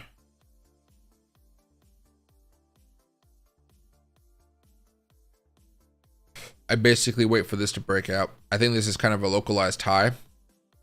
We actually talked about this earlier. I was like, I hope it doesn't go straight up because I'm going to have to come all the way back down and stuff. But let's get to that. There we go. Up, down, up. breakout sometime tomorrow evening, or even if we're lucky, it won't come all the way back down to go like that. And we may actually happen sometime tomorrow morning. But I expect us to have a little bit more consolidation and then move up. This could always break right here. But personally, when I look at the 15-minute chart, you know, we're cooling off a little bit here. Nothing crazy. Again, nothing catastrophic. But I'm expecting a little bit of a cool down here. And again, 2 hours, you know, that's a proper cooldown time. There we are.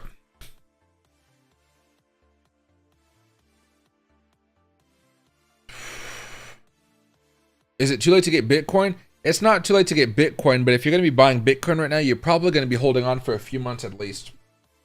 You know, it's not a bad idea to buy Bitcoin right now and have a price target of $100,000 to $150,000, $120,000. Anywhere you sell above $100,000, you'll be happy with the profits. Yeah, no worries, Amon. Yeah, it definitely needs to cool down a little bit here. We've moved it a lot. I don't think Coinbase is going to have any more issues. I hope it doesn't. I feel like they've had so many issues over the past few days that they just cannot continue to like deal with it. I don't know. That could just be me being optimistic, but I really hope they can just get their act together. Thanks, hey, thanks, VGraph. VGraph. I don't have a pronounced name. I'm sorry about that. I appreciate it. Having a cash account lets you day trade and TD Ameritrade depending on your buying power. Yeah, but see, when I think of new investors, I don't think they have tons of buying power, and I think they kind of burn through that really fast. And I think Robinhood tries to like not force you, but I think it tries to guide you to doing more margin trading and not so much with the you know, the normal cash buying here. And what he's referring to is you can day trade as much as you want as long as you're cash trading. But basically, let's say you buy a stock for $500 and later on that same day you sell it for $520, you make a small profit off of it. Basically, you won't have access to that cash in order to buy again for about 3 days. It takes 3 days to cycle through. So if you do that trade on a Wednesday, you're probably not going to have it back until Monday, the following week. So if you don't have a lot of money, all of a sudden you're running out quite a bit.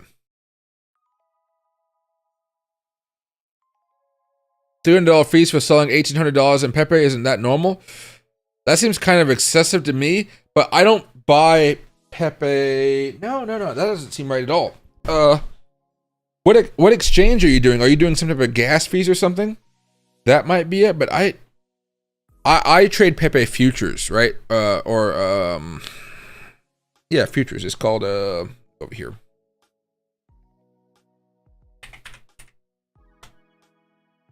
What's the formal term? USTDM futures.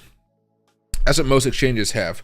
But if you were to go over here to Coinbase or whatever, let me get out of all this other crap. You know, if you were to go over here, you're not paying fees for that. So it might just be the place that you're selling it, perhaps. But I've never paid fees like that for selling Pepe. Never paid fees like that.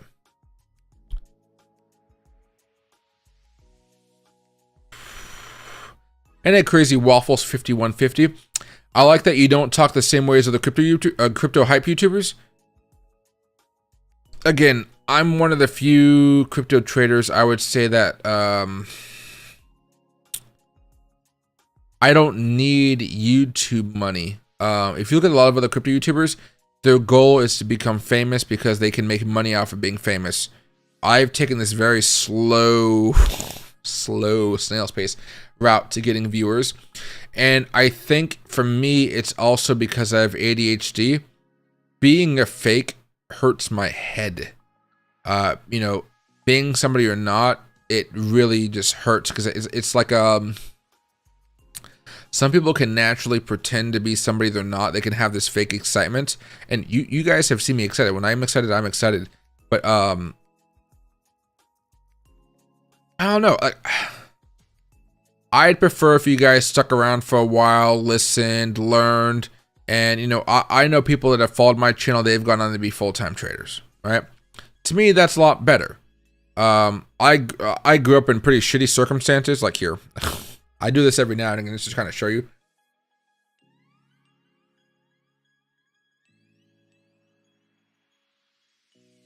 I grew up in this town called Salishan in downtown Tacoma, Washington. Let me explain how bad of a neighborhood this was. Post-war boom. Conversion to low-income housing. All right. By 2000, in 2000, I was 6 years old, okay? So I was like, oh, I was actually aware. By 2000, for example, approximately half of the Salishan families were first-generation Americans. By 1955, one-third of Salishan's population consisted of people of color. A non-discrimination policy had long been in place by the Tacoma Housing Authority. As the immigrant and minority populations increased, so did the poverty rates. Salishan increasingly became known as unsafe, with incomes only increasing modestly. Crime rates in Salishan gradually rose over the next few decades. By the late 1980s, Salishan had become a center for gang activity and drug trading and was increasingly viewed as burdensome by the residents of Tacoma.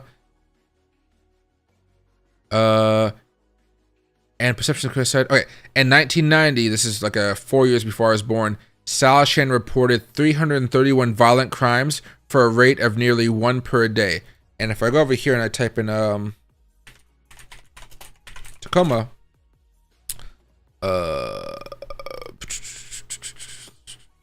see if I can pull this up here. Oh yeah, that is okay. So the Salishan neighborhood, this isn't all Salishan right here. Salishan is this housing projects right here. They rebuilt everything, but imagine this over here, this over here, this over here, this over here, all this, and all of this. Somewhere in this little area, there was 1 violent crime per day. So I don't like to, if I can, I like to help people out. And again, I am making money from my YouTube channel. I'm not saying I'm not, but I don't need to hustle and well, I hustle, but like I don't need to risk you guys losing large amounts of money in order for my life to be better. That comes with its pros and cons, of course. I'm not making as much money, and my channel doesn't necessarily grow as fast because the way that YouTube works basically is it has this system called average view duration and click-through rates. Sorry to get off topic with crypto here, but click-through rate is basically if you guys see my thumbnail, how many of you guys click it? Right now, my thumbnails are about 6 to 10%. They really should be around 15%, but in order for that to happen, I would have to do one of those videos or photos where my mouth is like, right? The closest I've done is like, ooh, like that. That's exciting, but I'm not necessarily going like, oh my God, that type of stuff. And it's just a different type of mindset with trading. If you guys go over to YouTube, let me go over to incognito mode.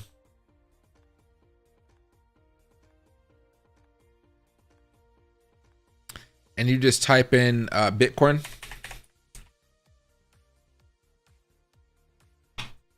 And you go over here to today.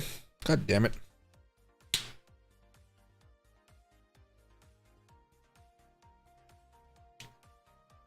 Okay. And you go to view count. Go in here. You see CNBC, right?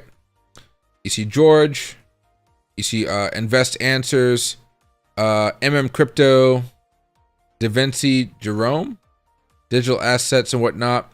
You see that typically the only ones that are up top at the beginning are those that have been around for a while and they have established audiences. When you start going down to some of the other ones that maybe you don't see on the top 100, like they don't have like millions of subscribers, so YouTube doesn't push it out to the subscribers. You go for more organic, you see more stuff from Altcoin Daily, this weird guy, this guy, I don't even know. Oh, he doesn't look too bad. Lark Davis, who has scammed people in the past, apparently, according to XBT or whatever it is. It's a trap and whatnot. This is 4 hours ago, right? 4 hours ago, if it's a trap, oh. 4 hours ago, this was a trap. And look at that, right? It's just a different way of making content. But again, for me, as somebody that wants to have more people watch my videos, I have to go about it a certain way, which is why I'm going to be working with an editor here pretty soon to make some fun documentary style videos for you guys.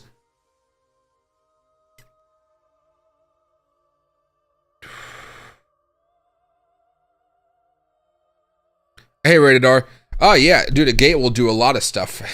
It'll do a lot of stuff. Fetch buying price? Again, you know, nobody wanted to buy when Bitcoin was dipping, and that was the time to buy. And Fetch just made a high here. I wouldn't be buying around this opportunity. What I'd be waiting for if you do want to buy, this will cool off a little bit. Whenever it breaks out after that, it might not even be this pattern. Maybe something else, maybe a double bottom or something. But still, there'll be a breakout there. Whenever that breakout happens after this cool off period, that's where you might want to buy. But I wouldn't be buying this until we cool off a little bit. It's already rallied up a lot since the dip. Since the crash over here with the Coinbase crash, it popped up a whopping 60% in 11 hours. Something that went up 60% in 11 hours, I typically don't buy into that. So I would say once this consolidates a little bit more and we break out again, that's where I'd preferably that's where I'd want to buy Fetch. But I wouldn't even care about the price. I would care about where it is when it breaks out.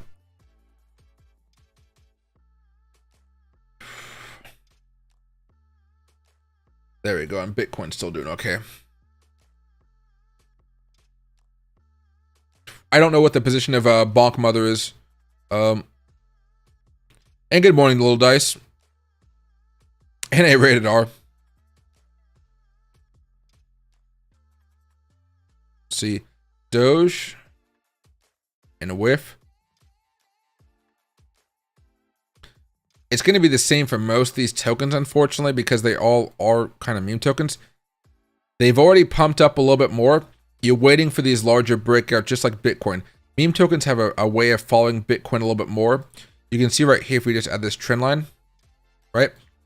See how we weren't able to break out? We tried, but we weren't able to. When we do break out of this, that's when you guys are going to want to buy Dogecoin. So far, it looks like it just wants to consolidate, and there's nothing wrong with that. I know it looks a bit different, but it doesn't match up. So, again, wait for it to come back down a little bit more, and you can buy. The problem right now is with a lot of these altcoins, Bitcoin hasn't necessarily broken out again. So until Bitcoin breaks out, you're kind of just like on the fence and you're doing more 1 to 2 day trades. You're not necessarily holding for weeks unless you guys are prepared to maybe for Dogecoin or some of these coins to fall down 10 to 15% again and then continue to rally up higher. Because again, if Bitcoin does start to go parabolic here, what you're going to see is a lot of altcoins, just like happened the other day, they're going to come down a little bit. And then once Bitcoin consolidates, that's when you're going to see everything go much higher. WIF came up a little bit more. I know we talked about this a little bit more here. It's already rallied up. This is the daily chart. It's already going parabolic. It's already gone to another all-time high here despite the crash we saw today. I'm not buying this unless, again, we have another breakout. You're going to be looking for these breakouts primarily on the 15 to 1 hour charts. And then you guys can snag those pretty well. There you go. Sorry, my thigh is about to cramp up very soon from all this sitting down I've been doing. I need to raise my desk up. I got one of those electronic desks. But I don't use it too often because I have to move my camera around. Normally I do it when I'm not streaming. So like, I don't know if you guys could see this very fast.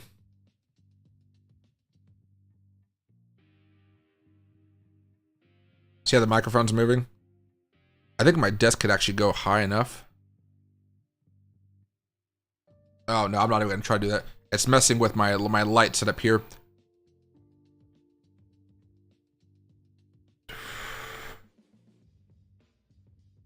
Oh, this is a bit lower than before, but it'll do the trick. But yeah, oh, that's actually pretty nice right here, being this high up. And hey, Robert, nice waking up tall green. Yeah, I mean, so far here, if we go X out of this, maps, Gecko, Founders Club, there you go. The last 24 hours, I mean, WIF is up 43%. WIF is up 43%, Uniswap is up 16%, APT is up 14%. A lot of green across the board here, and that's exactly what you guys want to see, because yesterday was just flat out horrible after the Coinbase debacle. What coin is the best to buy for the next month? Right now, I'm pretty content with buying into meme tokens at this point. If you want something that hasn't broken out yet, compared to, like, you know, we've seen AI tokens break out, we've seen meme tokens break out. If you want to see something that hasn't broken out yet, I've been going into the metaverse, primarily, like, you know, Mana, Sand, UFO token, and Spell token. Those have been opportunities that I've been taking on, but I would say, you know, they are a little bit risky just because they haven't broken out. Like, what's wrong with them? I'm just assuming that they're going to break out sometime over the next few months, and they're going to go parabolic with it, just like meme coins did, just like AI tokens. They're behind everything else, it seems like, right now. And I grab any targets for Bitcoin right now? No. I mean, I would expect this to come back down. If we're lucky, sometime tomorrow, I want to hit $74,000 because of how popular Bitcoin's been. Look at the daily chart, right? We could typically just go sideways here and just bounce up tomorrow. It won't look organic, but organic doesn't have to happen right now because of all the craziness we've been seeing. Really, I might say Bitcoin might come back down here to 64,700 or so, and then from there rally back up and go higher, you know. So my price target right now is more of a short and not something of a long. If I'm talking about tomorrow, yeah, we can be having a pretty nice pop. I'm hoping that I wake up and we see some really nice moves here. But I've been talking about this falling down for the past, like, what, 6-7 minutes? I think, no, somebody asked me about it a few minutes ago. That's why I was talking about it.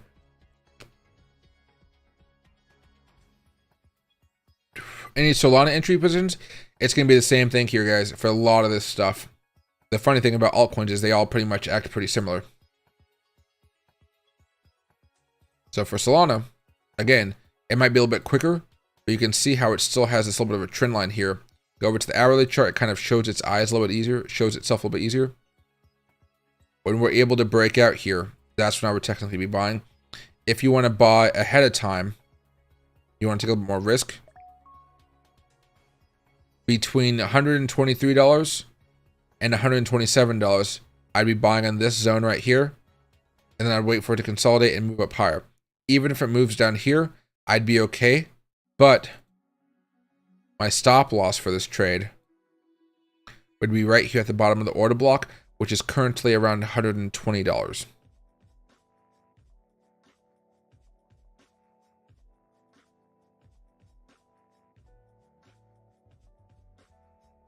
There you go. If whales come in, it could be a little bit faster. But again, I never anticipate that whales are coming. I'm just kind of waiting for those breakouts. And sometimes, unfortunately, we're sleeping. We're sleeping when these breakouts happen, so we miss the opportunities. But if you guys are awake for the next, you know, if you guys are going to be awake in like 8 hours or something, you guys might see some pretty solid moves. Okay, this is out. Yeah, I'll be done with that one. That's fine. Ugh. Taking too long to heat back up. Jeez. There you go.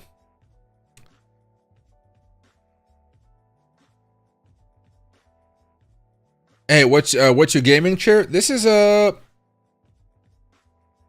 Arc Racing. I got myself a big boy one, but it's a pretty good one. Let me see if I can find it on Amazon while you guys watch the price action of Bitcoin here. Because so far we are looking at a little bit of a downward move here.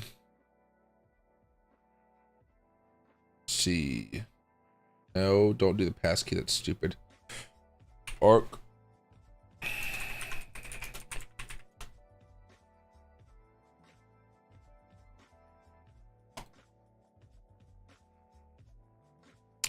Damn, I bought this on April 22nd, 2021.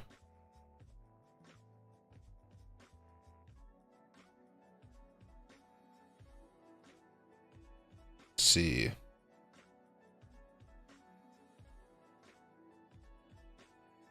It's one of these chairs. Arc Racing Master Series Premium Gaming Chair, but mine is black and red, I guess, not white. I don't know if they have colors or not with this type of stuff. 4 out of 5 stars, I guess. Master Series. Yeah, Master Series.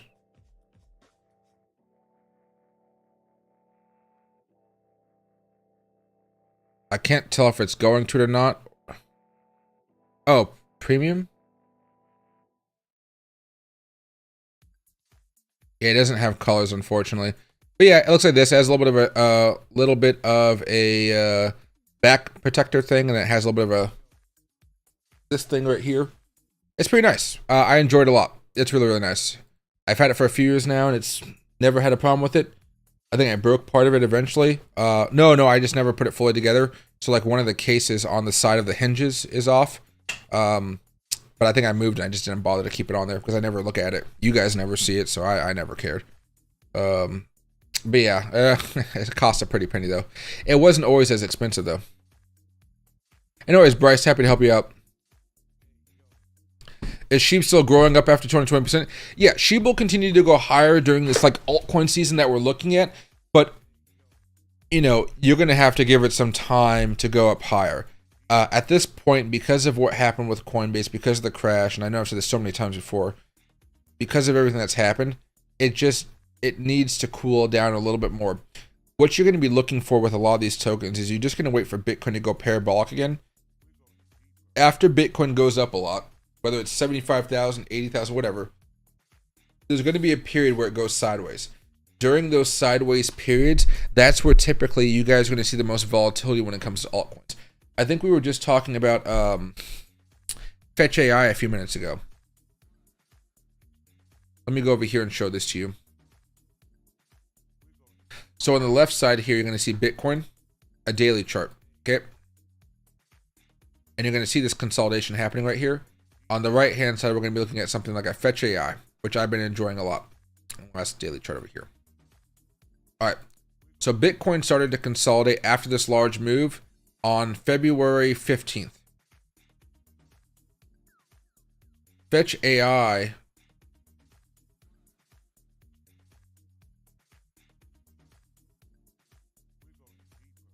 February 15th for Fetch AI, February 15th for Bitcoin. Sideways, up, right? And then we started to consolidate again over here on the 29th. 29th right here. It was already breaking out and going higher actually, but you can see how it was going up. Typically, once Bitcoin slows down a little bit, that's when you guys are going to be much more, not you guys, but that's just typically when altcoins are going to be much more active. Bitcoin is going to release some of its dominance, and money is going to be flowing into the altcoin markets.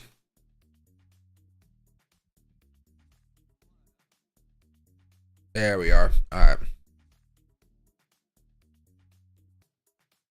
Any recommendations for a legit buy-sell signal indicator on TradingView? It's not so much that you guys are looking for buy-sell indicators on TradingView. What you guys are looking for, I would say, you know, that's better than that, is you guys are going to be looking for those types of indicators that give you signals, but you're going to pair them up with other strategies. So if you have a buy signal and it's happening around a technical breakout, like a pennant, a head and shoulders, something like that, inverse head and shoulders, excuse me, that's going to be more helpful. For me, what I use is, well, I use the paid version of it because I like to have a little bit extra bells and whistles when I need to, and I like the way it looks a little bit better. There is a free one from Luxalgo called Smart Money Concepts, and basically it kind of follows a little bit of a basics of momentum. And then what I do is I add on a MACD, a stochastic, and an RSI. And when all three of those things are pointing in the right direction, I will typically go long. As long as, like, if I'm day trading, I want the daily charts to be showing buy signals. So if the daily charts are showing buy signals, all of my day trades will also be buys. A good example of this would be here on the daily chart.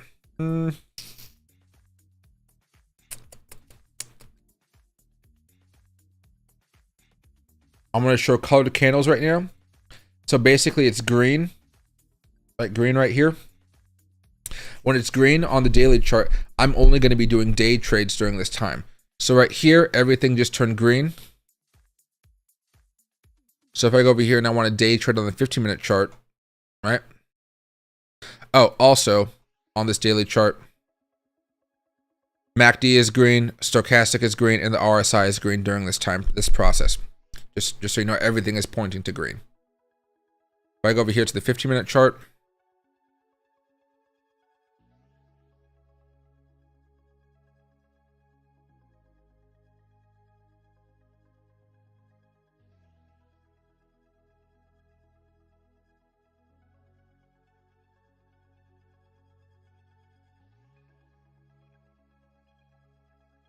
you can see that there. I'm just going to remove it here. And all of a sudden I see a break of structure right there. I'll attack this right there.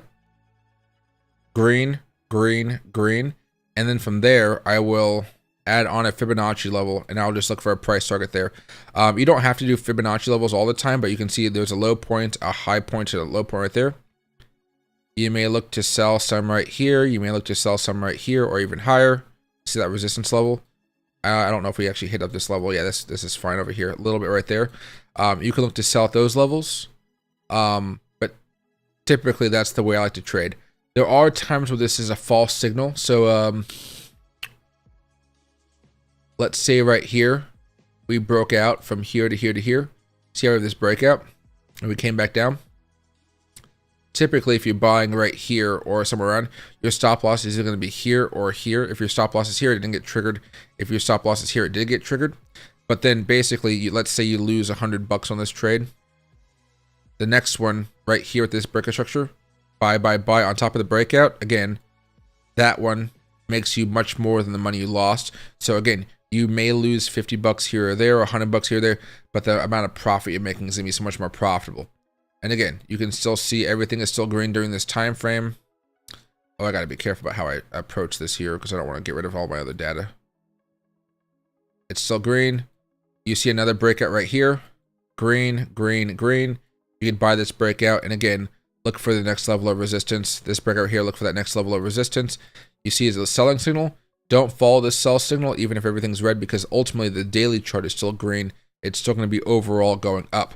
So that when it turns back to being green again, you can buy, and again, it overall goes up. I don't know. I mean, there's a small breakout right here. See that small breakout? But see how it's red? If you bought this one right here, it didn't really pan out as well. So instead, you know, you wait for that next breakout structure. Green, green, green. And look at that. Oh, it went up, you know. So, you know, that's the way I typically I would go about it. I gotta take off all these colors. There you go.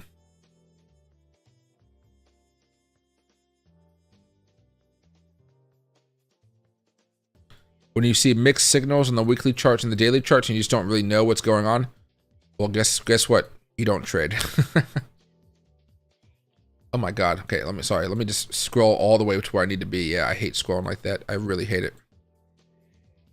All right. There we go. See Bitcoin coming back down just a tad. That's not a bad thing happening right now. It's just a little bit of consolidation. Hope you enjoyed the thing, but happy to be home. Hangouts with you are the best. Night owls. Yeah, no worries. I had a good night. I had myself some, what did I have? Some, Pisco Sour. So some type of, it was some type of Spanish drink with egg whites. It was really, really good. Somehow that was $38. And then I had this, which was like $30. Then I had a really good $50 drink. I don't recall the alcohol in it, but it was super good. It was a spicy rum, like a real spicy rum that I put. Oh no, the spicy rum was put into the old fashioned. I'm not used to having spicy. No, it wasn't spicy rum. That old fashioned was a different type of whiskey. It was the barrel and the old fashioned. There was something else I had. It was very, very good. But yeah, I had a chill time. It was a good night, guys. Remember, I haven't had a good night like out in quite a bit of time since January.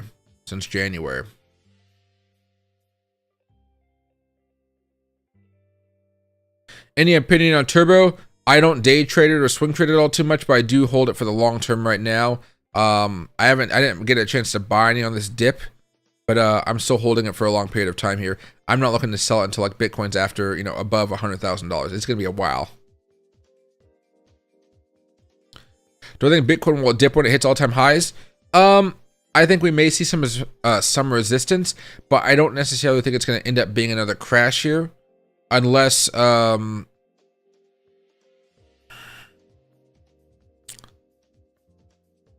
unless the ETFs have something of a really bad move here, which I don't. Unless the ETFs start to sell off large quantities of Bitcoin, I don't think that's necessarily going to happen. Even with the move we saw today, I don't think there was much chaos. The thing about today was the stock market was also coming down a little bit, but the Coinbase just made the crash seem so much worse than it ought to have been. Bitcoin would have been falling like 4 or 5%. That's okay. But Bitcoin falling a lot more because of the Coinbase crash. I think that's got everybody in kind of a heightened awareness of watching the charts. As an intraday trader, which time frame should I be using? Last question. Sorry about asking that. No, you're fine.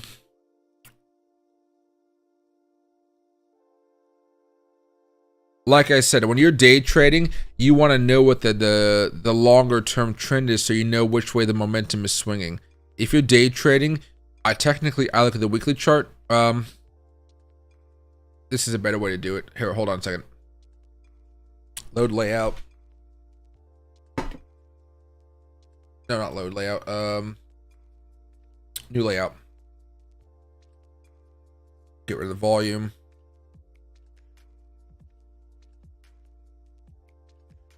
Price action concepts. SMA. 1, 2, 3. Stochastic. MACD. RSI. Okay. Whoa. There was something else at MACD. Not work out. There you go. Yeah. 21. 5. Those are my personal settings. You guys do not have to use those. Thicker lines for this. Everything else doesn't matter with RSI. MACD we can leave at default settings here, and then we're gonna go over here and do thicker line here and thicker line here. Okay. Once we have that, I can scroll this down a little bit, scroll this down a little bit, scroll this down a little bit here, and then basically just do the basics of this. 20 thick green, blue, 50,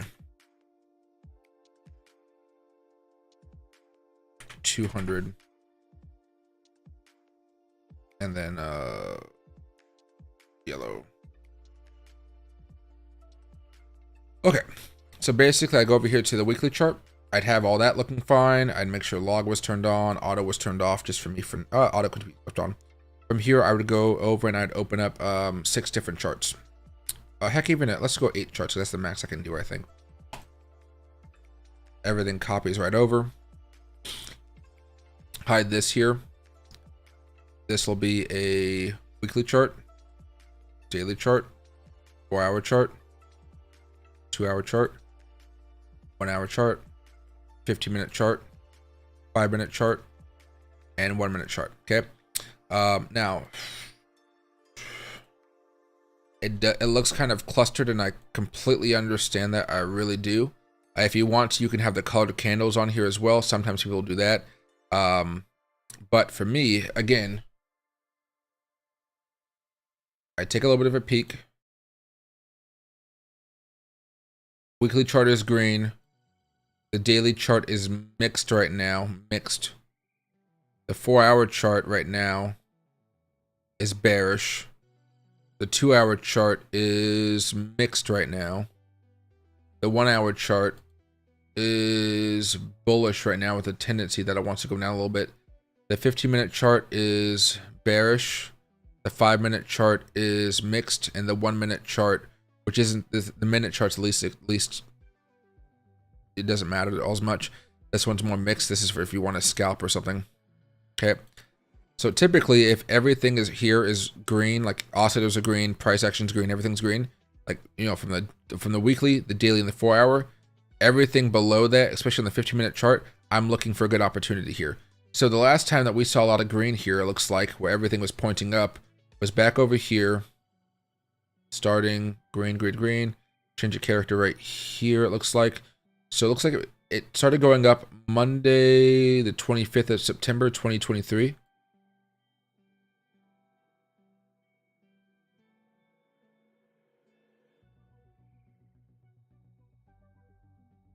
Right around there, okay? I'm not going to scroll back down during all that stuff, but during this period of time, you're only going to be doing day trades that are swinging on the upside. And again, you have to go down the list, and I know I'm not going to scroll back down all the way. September, November, October, and I said September 25th. Yeah.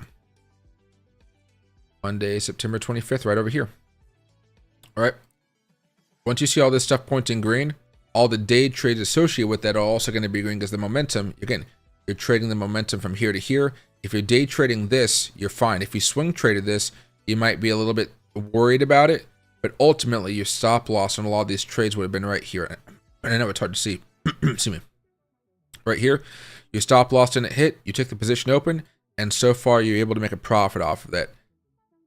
That's how I kind of trade.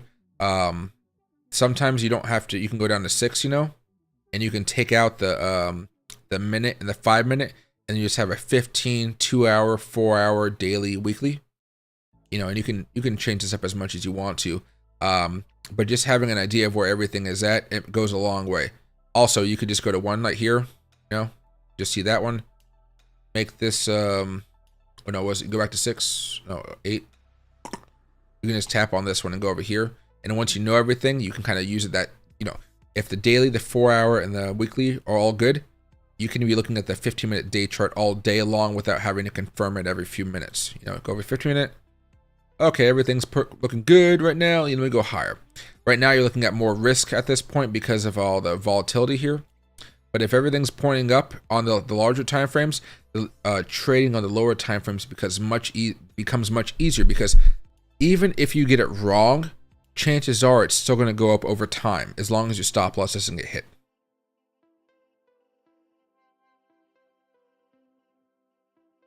What's my thoughts on OP?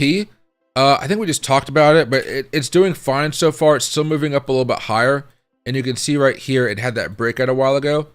I'm not necessarily buying into this at this moment in time.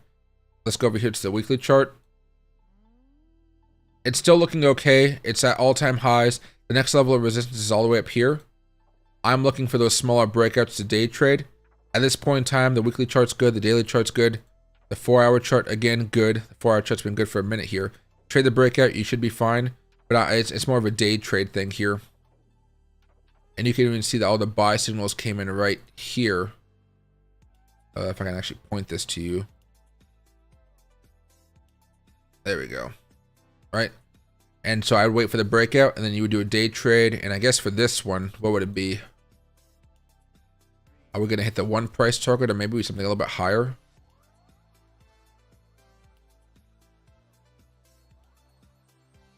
Yeah, the one price target is up here on 530. Oops. No replay tool. I hate the replay tool right now. Okay, you know, and we'd be looking at some resistance levels over here, maybe up here, you know. But so far it's breaking out, it's moving a little bit higher. It really just depends on what price target you're looking for. For most people, it'd all be all the way up here. Although this wasn't the longest consolidation. About 13 hours. Yeah, it wasn't the best, but still. Basically, you'd be looking to trade it for it to go higher. Unfortunately for this, Bitcoin's having a little bit of issues, which is why preferably I prefer to trade Bitcoin and Ethereum. Ethereum is still moving up higher for the most part. Yeah, it's still higher than where it was a few hours ago, of course, and it still did. Well, actually made the new cycle high as well.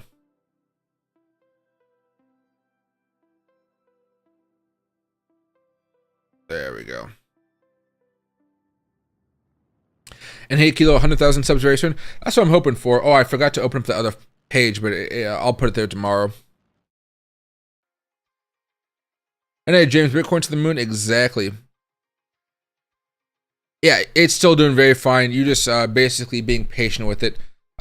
It's one of those things that's still managing to make new highs, even though Bitcoin's been kind of all over the place. Luckily, it's not a older token where it has all those levels of resistance. It's kind of trying to figure out where those, it's trying to find each of those levels of resistance. And because that, you saw how it didn't really match up exactly. People are still trading around with it a little bit.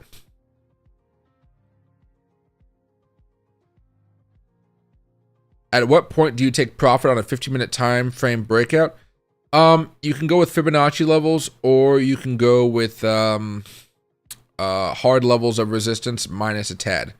I go with hard levels of resistance, a little bit less than that, just because typically it takes a little bit longer than you think to actually break out there. A good example is the trade we did earlier today. I bought right here, as I told you guys earlier. The level of resistance was technically at right here at 64,244 for me, because I didn't want to wait for that. And of course, if I waited, it would have hit. I made it come down just a little bit, and that was going to be my trading strategy. And it hit it barely, and I mean barely. So that's typically what I like to do. If you want to hold on a little bit longer, you can. But if I'm in the trade and I'm looking at this again, it's a small breakout here. This is a 5-minute chart, I guess, right? Small breakout. I'm looking for those levels of resistance. Ooh, there you go. On the 15-minute chart here, this isn't the best type of breakout, so you're not really looking to trade this to this. What you're looking for is something of a longer consolidation. And in this circumstance, you don't really have a good one, do you? I suppose you have this breakdown right here, right? But I wouldn't have shorted this because, of course, everything was still pretty bullish at the point. Like, there was some mixed signals here. And if you're trying to short this down, you would at least want it to come back down here or down here. It didn't even bother to come down that far because it still made a higher low here. And then it kept on going back up. Can I find an example where it did do okay?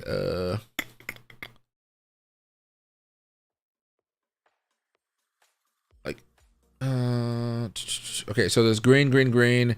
I break out, change your character right here. You buy right here. Your resistance level up here. Just zoom out a little bit. You know, typically these levels of resistance will, there'll be another level of resistance that you can use. For now, though, you'd have to zoom out quite a bit, though, because we're close to all-time highs. You'd really have to go like, oh, geez, this is there. Oh, I can't do that one. I need to go over here to line. Weekly chart. See how there's some resistance right there? But you got to go back so far. Typically, you're trading in this, lots of consolidation zones. This is a weekly chart. Lots of supports and resistance. It's a little bit easier right now. You're definitely looking at levels that we haven't been to at years, which is again why you saw such a free time getting back up here. Why it was so easy to come up here. There was no resistance until we started to hit up here towards like $67,000, $68,000, $69,000.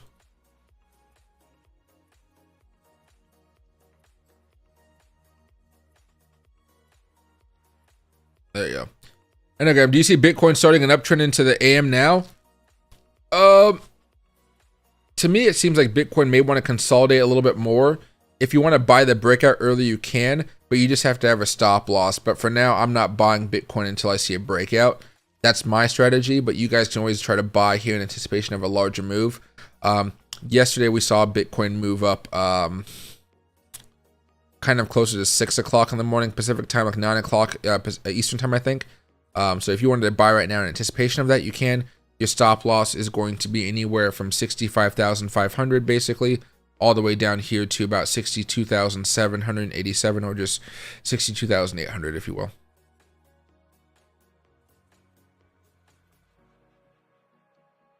And hey, Robert, you're fading in and out. Oh, that's not good. All right. Well, anyway, I'm going to end the stream right here, everybody. I'm pretty tired, and I feel like I'm showing it right now. It's like 2:25 in the morning my time, and I wanted to do a couple-hour stream for you guys, and I've been streaming for 2 hours now. I'm going to get myself some sleep, and that way that in the morning time or whenever I wake up and I start going again, I'll be happy to hop back on the computer and start streaming a little bit later. And now I was able to stream at 4K for the first time in a while here because I think my internet's fine. But I think if I start a stream earlier in the day, I think I'm just going to keep it at an HD level, so 1080p. That way my internet doesn't have any problems with Xfinity. I think when during non-peak hours, I do think that